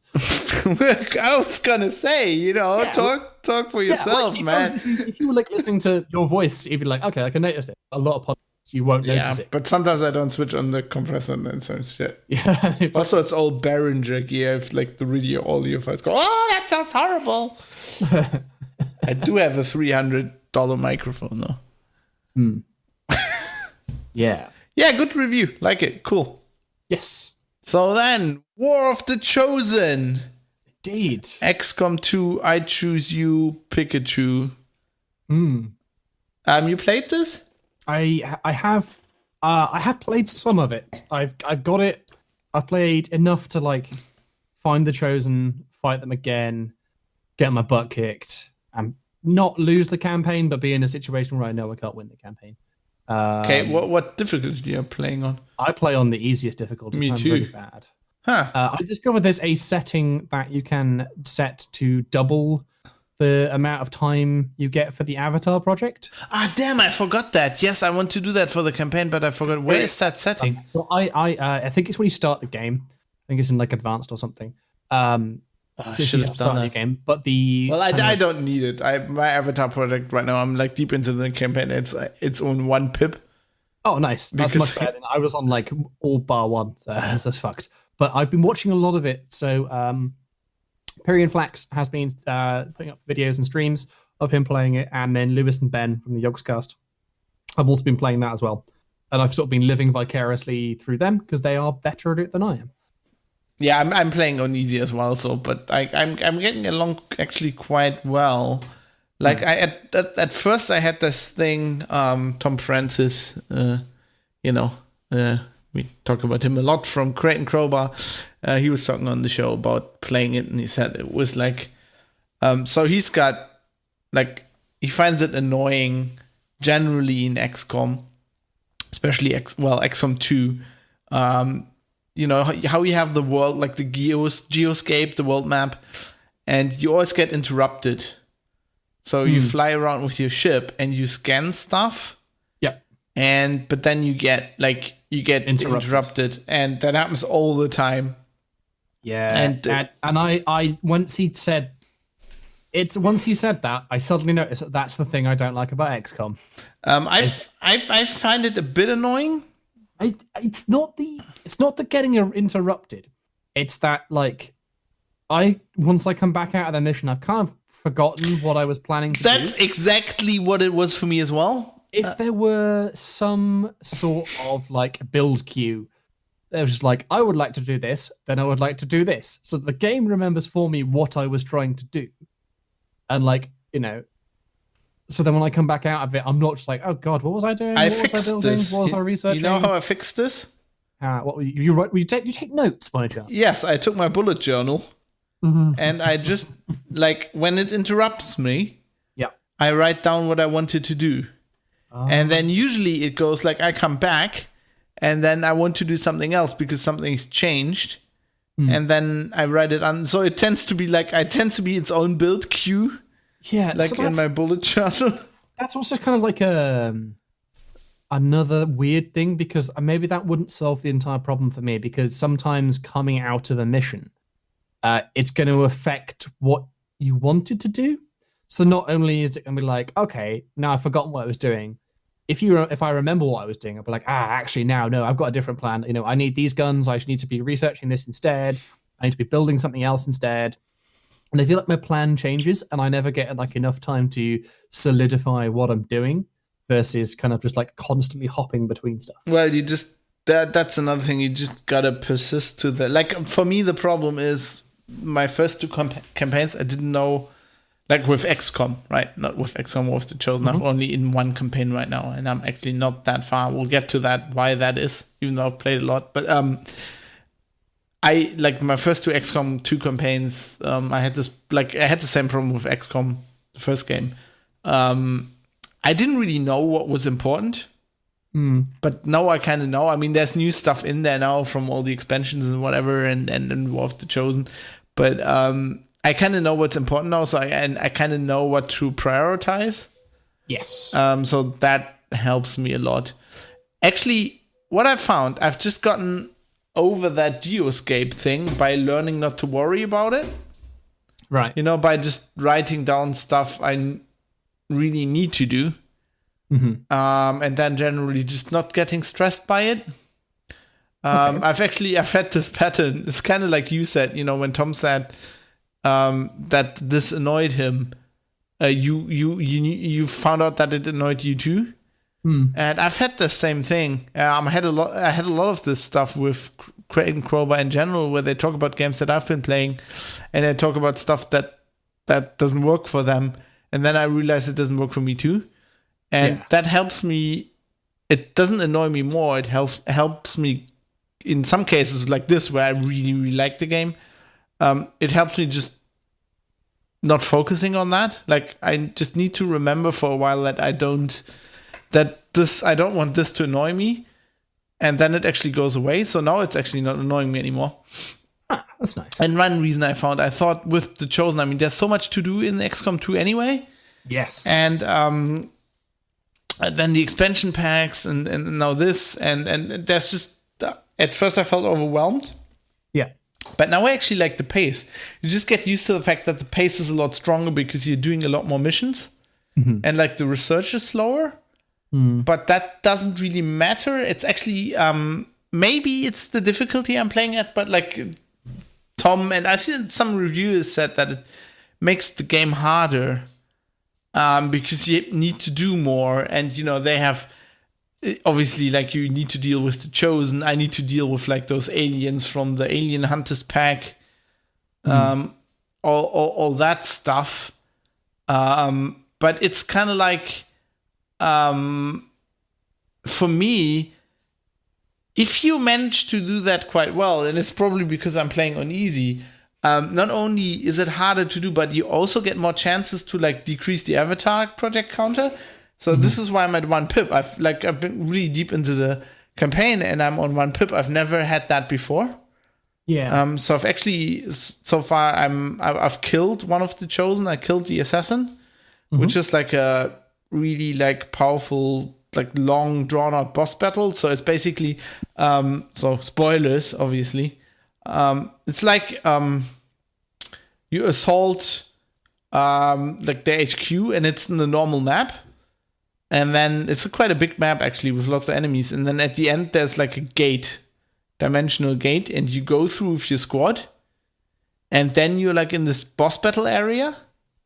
And then you have a really drawn out boss battle where you need to fight the Chosen, you need to fight enemies, and you need to kill like a thing that makes it like revive. And if you kill that, you can then kill the Chosen, and then it won't come back. Yeah. So it's actually a hard thing. I don't even know if I could do it on another difficulty, but but it's a long thing. But I managed to do that. And it was actually fun. It was quite challenging, even on easy. So I guess, if you're playing at harder difficulties, it would be quite hard. But then you also get like these other things where you just get like bonus stuff. There's like lots. I always had the problem that with like the meta game of like building out your Avenger, like the ship, like building those things. I never had enough power. And then you can build like power plants, but then you have to put like engineers in them. And then I never had enough engineers. Yes. And now I both have enough engineers, but I also have lots of power because there's now lots of special things. Like there's things you can scan. And actually like, so you have these 3 resistance factions and they can do like stuff for you. Like there's these cards that you can activate every month. Yes. And there's some way you can get extra power for the ship. So now I actually have a lot of power, so I don't have that problem anymore, for example. Yes. Yeah, I don't like the whole kind of side op mechanic where you send people off to do stuff. Okay. I find that, well, I don't know. Because you're missing them. Yeah, because you're like, okay, take this, this thing requires you to have a major and send them off. You're like, yeah, I want to do the thing because the thing's going to be good.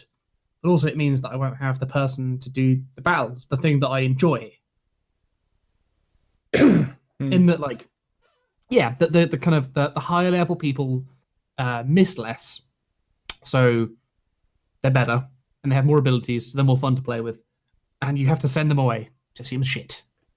Have you actually lost people on those side missions? I've not lost them, but like you have to send them away so they're not available for the missions. Okay, yeah. Is what I mean. It's just like another kind of like slowing down thing. Well, I actually like that because like I always had the experience with XCOM that you have this A team, and once they are like you have a really good team. Yeah.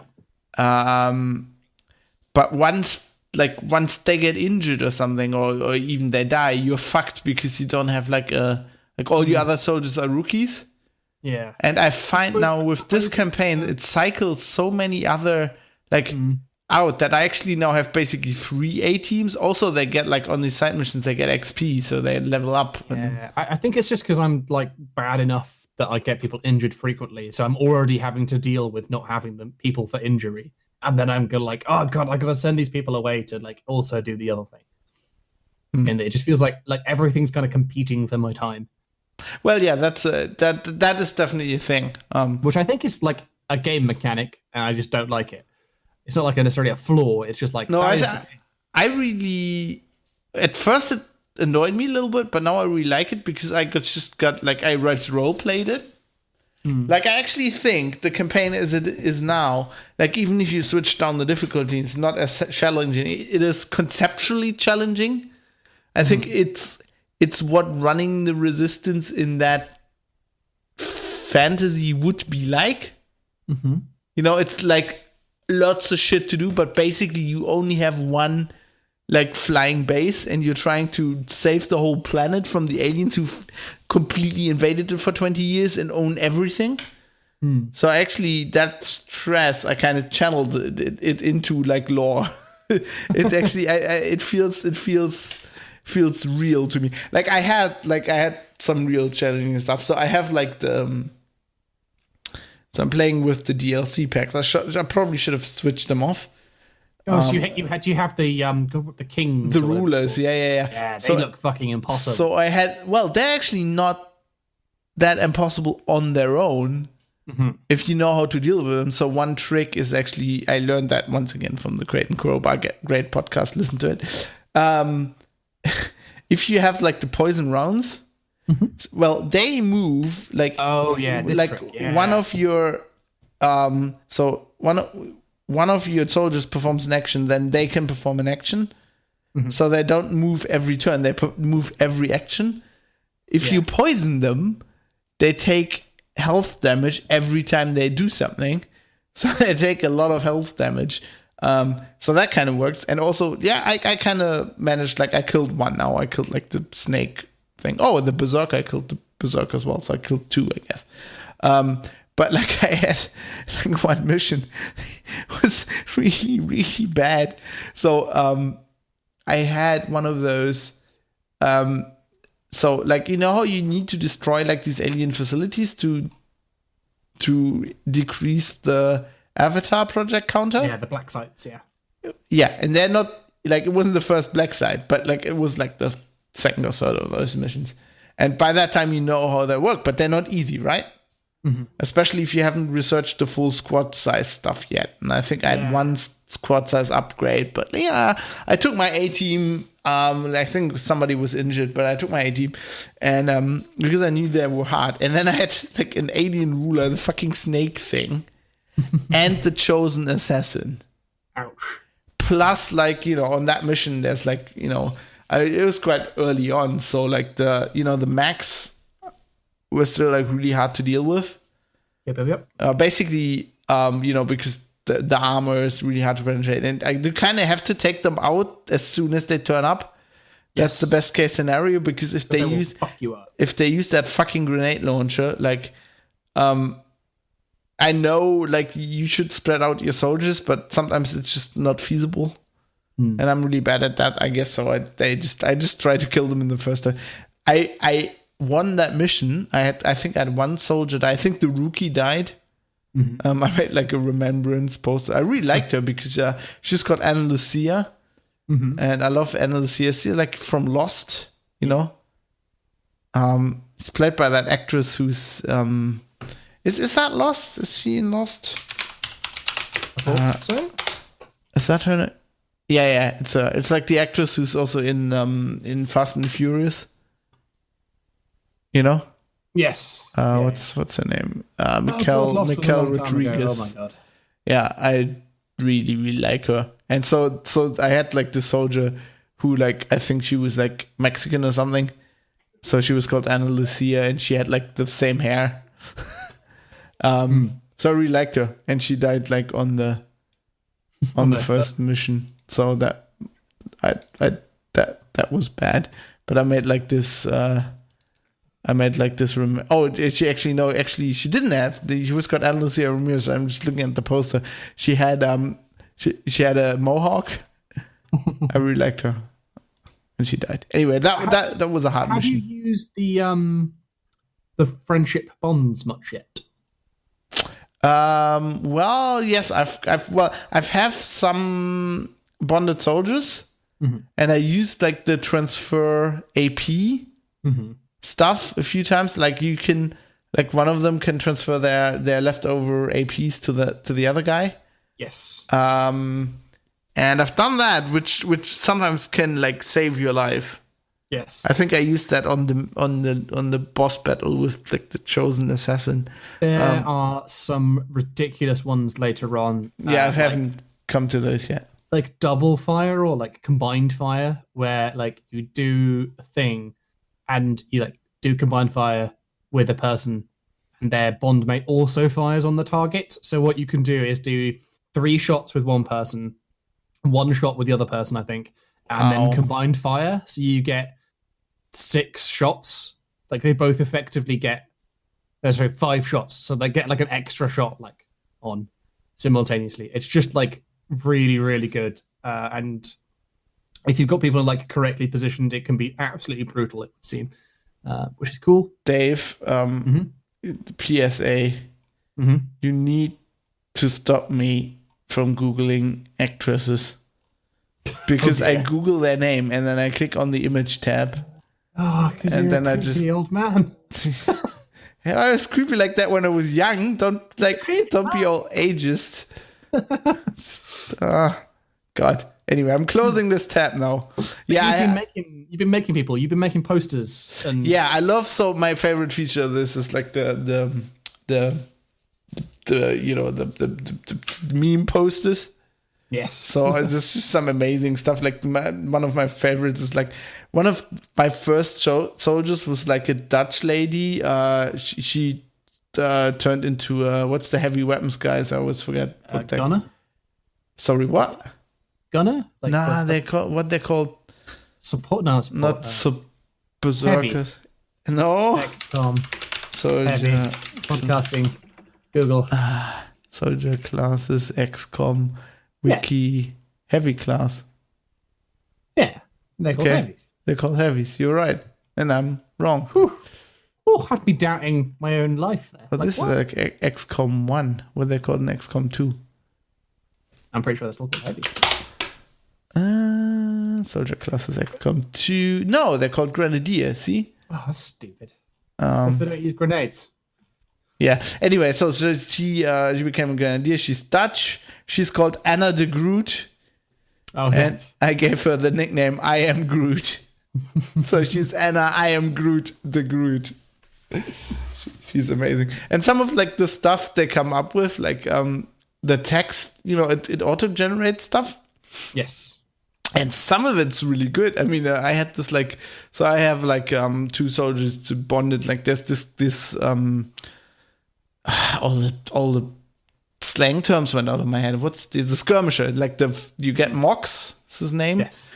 He's voiced by Michael Don. Oh, that's another thing. Like So many people are named. It's like the complete voice acted TNG by cast. TNG. Yeah, it's like everybody's Marina Sirtis, The Reapers, Troy, there's someone else. No, everybody. It's like the main Reaper guy is Riker. There's this Worf. There's Tasha Yar. John Delancey is like the creepy Psy. Yeah, dude. God, Jesus. It's so good. Anyway, so I have like a pair with like Mox, and another's like an Irish sniper dude called O'Doherty. Mm-hmm. And it like made like this poster. Like I switched the background, but the rest it made by itself, and it says like Mox and O'Doherty, they're all out of bubble gum. And they're like in this badass poses, and like O'Doherty fittingly has like this boonie hat on. It's just so good. Like some of the stuff's so good. They're kind of like, it's like a super nice. I don't think mechanically it does anything to make, other than like the posters appear up in levels and like in the. I don't think the photos do anything, but they're actually also in the ships, like in the bar. Yeah, but they're kind of like. It's the coolest thing, I think. It's really cool. It's a really good idea. Like whoever it's like the best PR idea built into a game ever. Like whoever got that idea at Firaxis, I fucking hope they got a pay rise, because they well deserved it. I mean, this is why I bought this, because I saw all the posters on Twitter. And actually, you can actually got that function for free. They had a standalone app you could just use for XCOM 2 to your soldiers, but I was like, fuck it, I want this, I want the whole thing, give it to me. I'm actually gonna do I'm playing this campaign to kind of learn it, and once I'm good at that, I'm gonna do a new campaign with like, how I did that for when XCOM 2 came out, like with my Twitter friends. Yeah, I noticed that like it didn't seem to pull in previous characters. At least it didn't for me. Mine was still in the pool. Like I saved them and they were still there. But I had made some friends, but I made new ones. So far I've made you. Yes, I've got massive hair. Well, you've got the other. It's like a reverse gravity hair. Yes, it's like from. He's got like longish hair, but Jesus, it's like from the Avatar guys, like from the Avatar model. They have that hair. And I just thought of you. Like usually you have your hair cropped, but there's been like pictures where you've like didn't bother to go to the hairdresser for like a few months. Like right now, oh god, I need a haircut so bad. So when I saw that photo, I was like, oh my god, that's been stalking me. And I thought I need to. That's Dave. Also, did you notice that you've got like fluoro on? I did, yeah. Like you're all dressed up in high vis. I thought that needs to happen. I made Mike. Mike is Mike is like probably the most accurate representation, I think. Yeah. He's like, that is so Mike. Yeah, I made him a Reaper because I thought I just need some class. I made Char, and because she does all that yoga shit, I thought she needs to be a Templar. Yeah. And then I thought, and then I need to make Owen. And then I kind of wanted to make him a skirmisher. Mm-hmm. But like, of course, like they are like alien human hybrids, and they don't really look like Owen. No. So I just chose the helmet, which is like badass, and I just thought, he's he's kind of, when we met him in Dublin, he's also kind of, sometimes he does this thing where he just sits back and contemplates. And I thought so it fits him. And also he's voiced by Michael Dorn. So you can't really complain about that. That's a positive. And I'm gonna make some new ones. So if you want to be in my Twitter friends campaign, I'm at Fabsh on Twitter. Foxtrot Alpha Bravo Sierra Hotel. Send me a tweet, and I need a reference. I need to know what you look like, and then I'll Fab asking for pics. Yeah. Power's gone to his head. It's okay if you're wearing clothes. No nude pics. You can also just describe yourself, and I'll try. Well, you need, that'll be fun. And then I can make pictures when you guys win something or when you die. I'll send you to your death. Make death pictures. Although you fared, I can remember in my last XCOM campaign, I think I never finished it. I think, but you fared really well. Actually, you became a specialist. Nice. And then I put like all the hacker skills, like give you all the hacker skills, and you were like, when you have all these missions where you need to like hack something and you need to get there like in a time limit. Yeah. And I can remember we had all like these situations where you had to like basically run there. So basically there were like 2 turns left for the clock to run out. And I knew you could just barely get there. And then the enemy put all their soldiers in Overwatch. And it's like, okay, Dave has you will just have to run for it. Rest in peace. And you survived lots of those when you were just like running through Overwatch and they couldn't hit you and shit like that. So maybe you can do that again. Yeah. Or you'll die really horrible death, but I'll make a nice poster. Yeah, I must say I really like it. I just love XCOM. It's a great game. I'm itching to like give it a go, like with a little bit of time to just actually play some more of it rather than just watching it. Maybe I'll give it a go. I did a bit of a stream previously, but I don't actually have as much time as I did then. But yeah, I might record myself doing it and put it on the YouTubes. Tell me about it. I would really like to do that as well, but oh god, time. I think the Ben and Lewis playing it on the Yogscast is really good because they're kind of playing it together. Ben does all the kind of like geoscape stuff. Lewis does the missions, and it works quite well actually. Do they have just random soldiers or? I think they've made like some like viewers and people in the team, which is quite cool. But I think quite a few of them have died now. But it's a fun thing. Right now in the campaign I just take the random soldiers I get. Yeah. And sometimes I just do give them other clothing or stuff, or if they survived something. So I've got this like specialist who's now, there's a new thing. It's like people can like get afraid of fire, for example. Yeah. So I have this guy who's called Dwayne Henry. And he's a hacker, and I'll put some of these in the show notes. So he got fittingly, like sometimes I change the nickname when they survive something special. But like he got a really fitting nickname from the start. Like his nickname was Beta. So I kept that, and then you know how these things, they can now, like if they survive something, like so he was burned like in a mission, and now you can get like soldiers that are afraid of fire. Yeah, for example, so he's afraid of fire. So I made him like a scar, so he's got like a burned face now. Customized because he was burned, and I do shit like that. Sometimes I customize their clothes and stuff like that. But I also find it fun to give like, you have these random characters and they get like a story. I have like this German specialist lady who became a medic because she was, I guess, because I always used her for like the med kitting. Yeah, I think just by accident. And so I made her. She's like my what's the healer called in Overwatch again? In Overwatch, yeah. Oh, Mercy. Mercy, yeah. I called her Angel. And I made like hero posters for her. Sweet. I really like this game. It's good. really, really. It's gotten better. I think it's complicated now. I think Tom's right about that. But also, like, I think it works if you've played.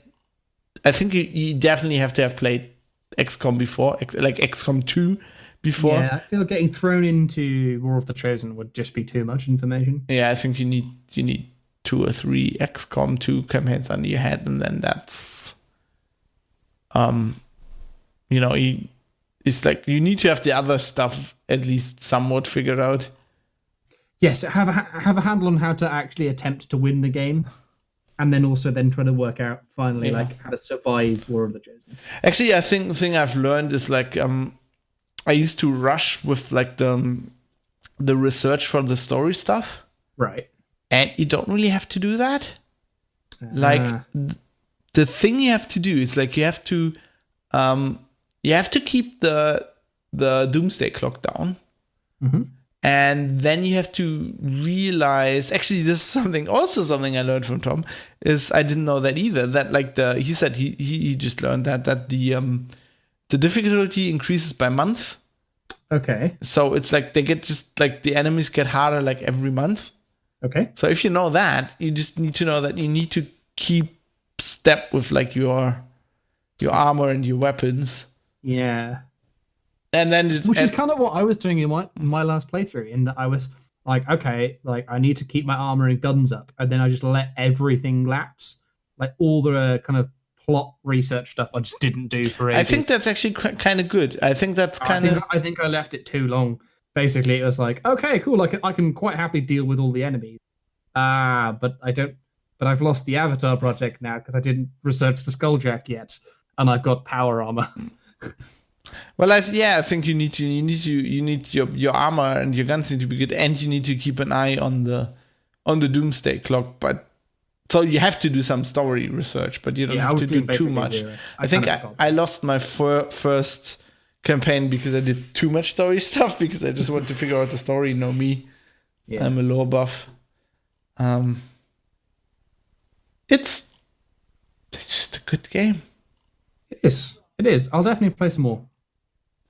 I don't know. It's just like I don't know what it is. It's also about like the lore or whatever.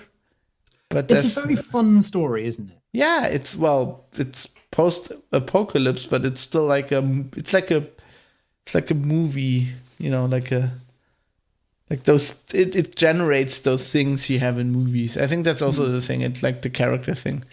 They're randomized characters, but it like generates stories. Yeah. Like the guy, like if that campaign, if it wouldn't have been friends, that specialist that turned out to be you, like if that would have been another guy who just magically survived all like the bullet hails, I would have probably like nicknamed him Lucky or something, Yeah. And then you have a story, and then he gets like I have like one guy who could just kept killing the snake dudes. Yeah. So I gave him so I took like the shoulder guards off his armor and just gave him like the snake tattoo. It's like his thing. He's like the guy who kills the snakes now. He is the snake eater. He got I think I can't remember what his nickname is, but he had like a snake eater is actually probably better than what I got. Remember that. There was one more thing. Yeah, just to wrap this up, I've got 2 things. Just 2 things that just turn up that I haven't told you about that just turn up before the show. So I found out through, was it Barry Williams, listener of the show on Facebook? I think it was Barry Williams. He's from Oz. It was Barry. Basil Will, a long-time LO listener as well, and he plays Elite as well. And he posted, like, apparently there's Elite group called The Fatherhood, and they are amazing. I think they have the best logo I've seen. It is very good. So their logo is like a dude. It's like an outline of a face with like hair and glasses, like nerd glasses. Oh yeah, horn-rimmed hipster glasses, yeah. And then instead of like like the lower part of his face is like the elite phoenix, except it forms like his nose and a beard. It's perfect. So they're like a group. It's not only dads. It's like it says here on the forums. The Fatherhood is a play group aimed specifically at family types such as dad, mums, husbands, wives, etc., or people with a busy career who only get an hour here and there to game.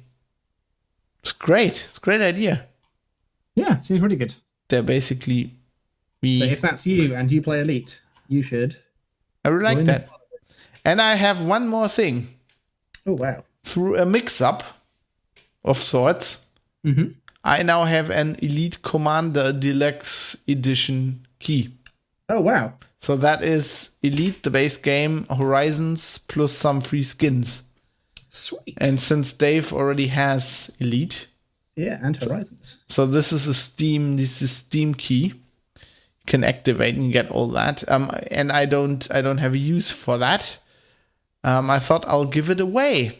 What's the competition, Fab? So if you listen to this, you should write a tweet to Geek News Radio on Twitter, which is at Geek News Radio, and just say I want the Elite key.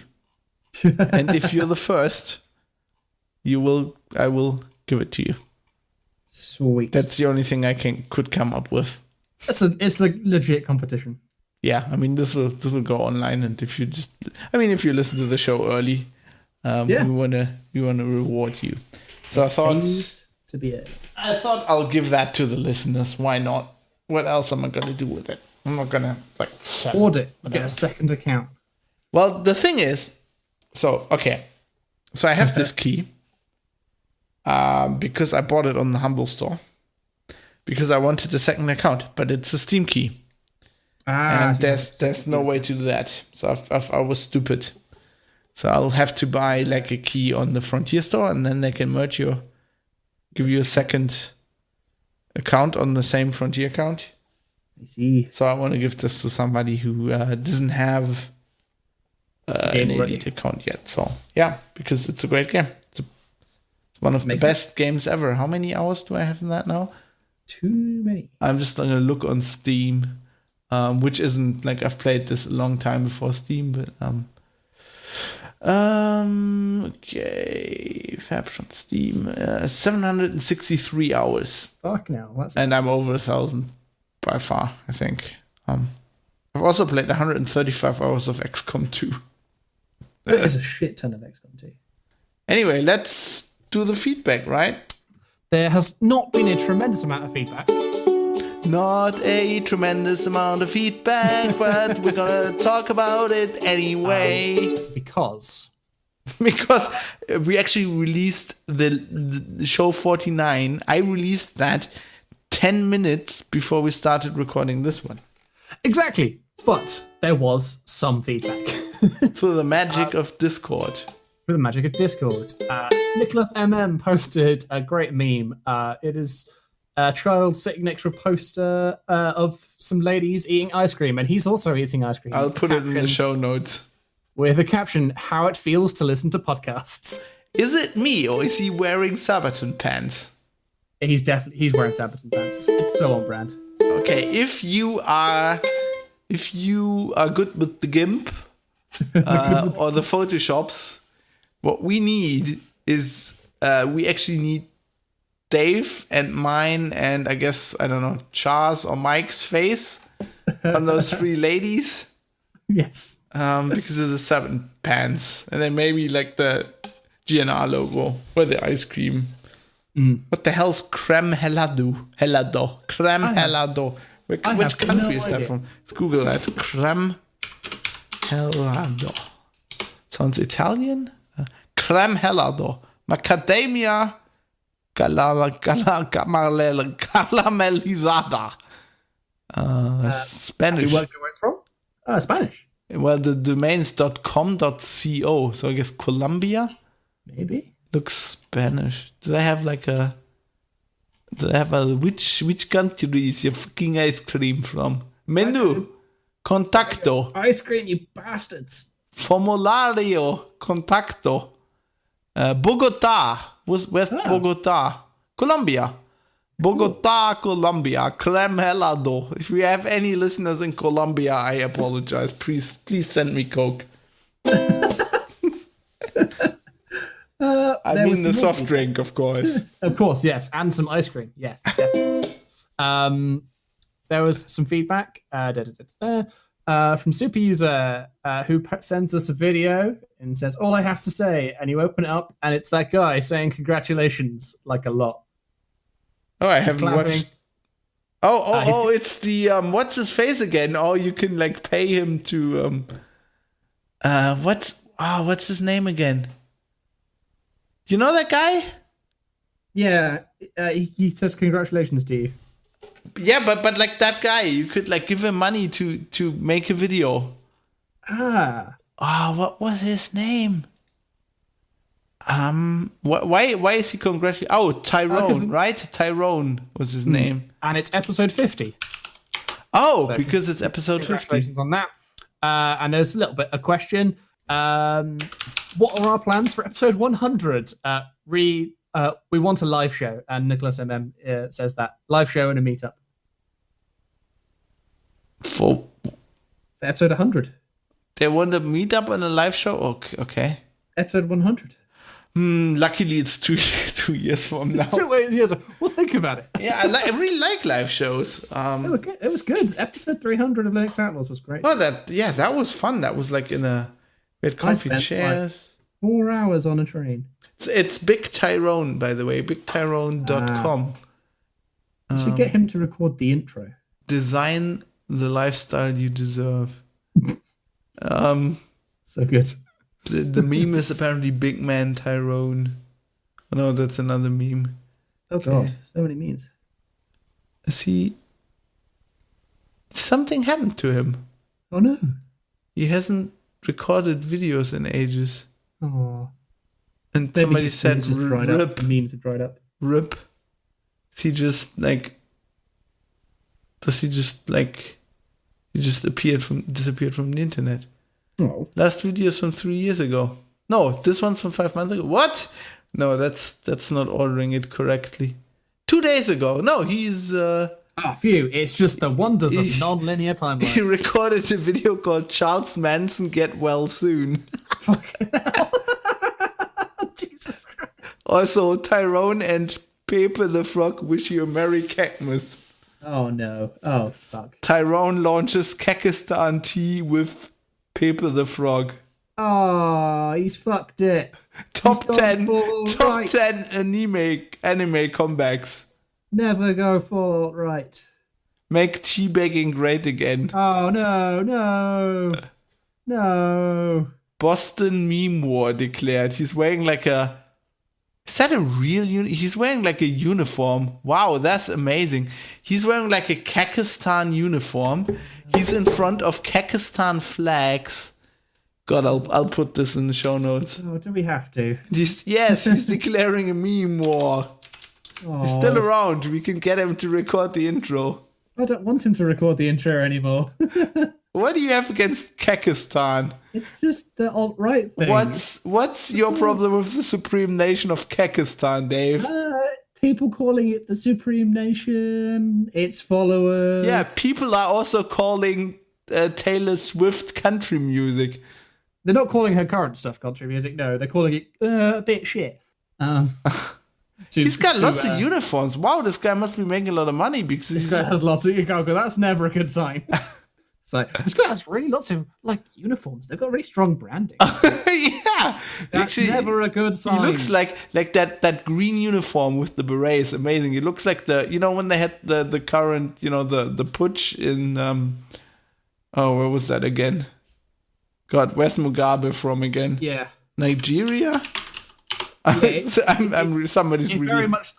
Zimbabwe. Sorry, all Nigerian people. Zimbabwe. It very much looks like the kind of, oh god, they've got uniforms now. Jesus. Oh dear. Yeah, he looks like what's that Ali dude? Ali dude? Baghdad Ali. There's no American tanks in Baghdad. Oh yeah. Oh, Chemical Ali. Yeah. Yeah. There are no chemicals. Oh shit. Oh god, how much are these memes? Oh, they're making music without meaning to. We might have to get a meme. Like we might get a live show, right? Yeah. At 100, but we might also need a custom video. Let's see how much they are. I'll put it on the. It'll be part of the Patreon.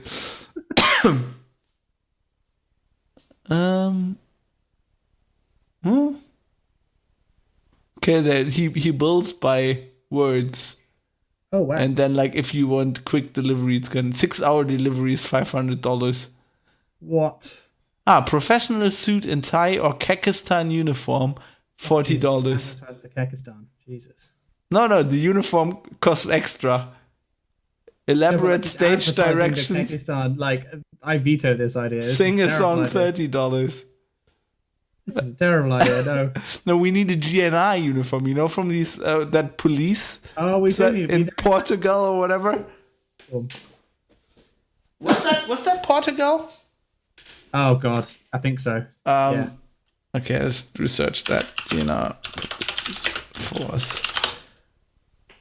National Republican Guard of Portugal. So if you're in Portugal, we need one of those uniforms because we need to send them to Tyrone to record a video. Wow, they go back to like the 18th, like the 19th century. He's the cavalry of the Royal Guard of the Police of Lisbon. We need one of those uniforms, mate. Mate, I'll put a link in the show notes. This is amazing. This is what we need. We need him to wear that uniform. Fuck Kakistan. Look at that. Look at that thing on the hat. It's legit. Look at the horse. Picture of a horse is horrible. Head's way too small. It's like, I'm gingerly. That is a horse drawn by someone who has never seen. That's hilarious. The person who drew that has no idea what a horse is. That's how I would draw a horse if I didn't have Google image search. Anyway, let's end this show. Let's end this. Before I buy one of those videos live on the show. You can contact us through various means. You can tweet us individually. I'm at Megaslippers. I recently hit 1,000 Twitter followers and it made my day. You can follow Fab. What, you hit 1,000? You only have 1,000 followers? I know. I know. No, I know. We definitely need a video for you. Follow Dave in a Kakistan uniform, and then we'll you'll get 1,000 Kakistan followers a minute. Oh, that's not what I want. That's very much the opposite of my brand.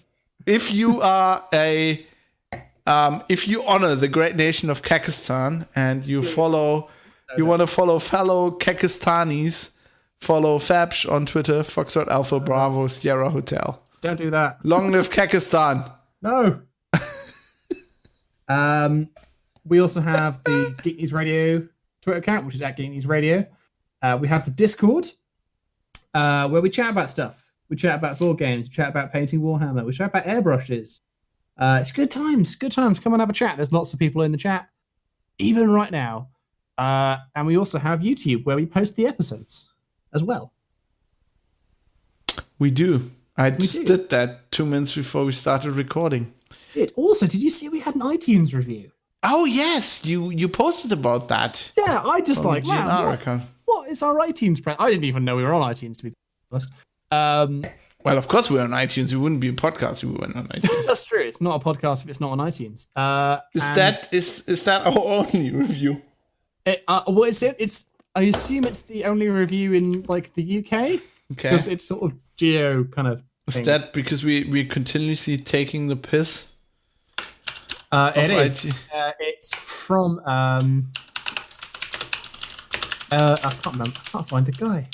I should know this, right? I own that iTunes page. Like I'm. Yeah. Oh God. I'm trying to find it. Is that on the web, or do I need iTunes to? You can. Oh, God. You can find the review somewhere. It's from Eternal Beast, but the last E is a 3. And he says, I love the show and listen religiously. The only podcast I have listened to that feels like I'm in the pub with some of my closest friends talking and ranting about random geek news. Please don't stop making this podcast like LO. Boom. Thank you. I just found it. I was like, oh my God, we always take the piss out of like... should we make the podcast like LO or not? I mean, I feel like we kind of have, to be honest. We talk about Linux. No. Did he say we should or we shouldn't? Oh, no. Yeah, don't stop making it. Okay. Keep going. Okay. I need to smoke weed and yeah. Actually, yeah. I could get used to that. I tried that at some point. How do you get to the iTunes review? I just Googled Geek News Radio iTunes. Yeah, I then go to the iTunes page. Scroll right to the bottom, and it says customer reviews. I don't see them. Is this because I'm in Germany? This is the thing about like iTunes, is that the reviews are sort of geo-fenced. But how? Oh, it says DE in the. Yeah. If I change that to EN, what's gonna happen? If you change it to US, you should find this one. Oh, US. Okay, no, EN doesn't exist. Does GB exist? I'm gonna go to US. Oh yeah, I see it now. 1 customer review, 5 stars. So guys, Customer. This is podcast. What the fuck's wrong with iTunes? Please review us on iTunes. No, don't do that. It really helps. Well, as long as you give us 5 stars. Oh! If you change it to GB, there's 2 reviews. Oh my God! And they're both 5 stars. One says Wowzers by One Armed Freddy. Although it is clearly inferior to the excellent 2-star podcast, this is very good. And I like listening to the man saying the geeky stuff in that. Also, Hack the Planet, 3 exclamation marks, by Dave Suffolk. From the makers of Linux Outlaws, we now have Geek News Radio, a podcast where the subject is geekery. Doesn't matter the source or media type of the geekery. If it's geek and good, they'll talk about it. We try. Nice! I like you people. Now Thanks. Germany has to step up to the plate. Come on, Germany. We like the podcast with the geeks and the drinking. Yeah. He likes the podcast, man. Also, the Kekistan uniform is stylish. iTunes doesn't have the newest episode yet. It's outrageous. They're way behind. I don't want to end this show. It's so nice. It's good. I don't want to go back to the place where I don't have friends.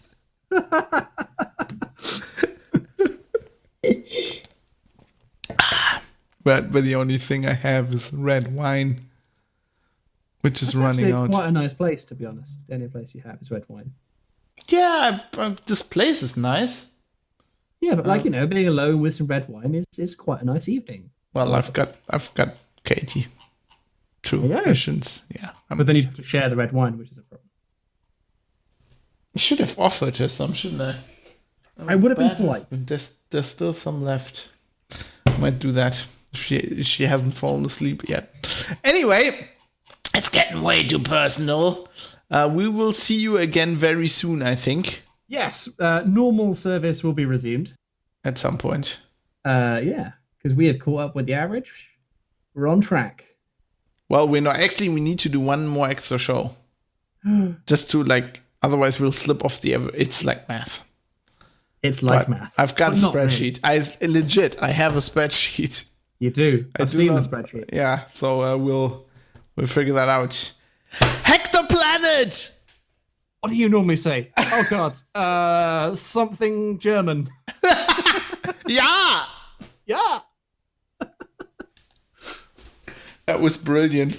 That was a good show. Something German. Yeah, that was fun.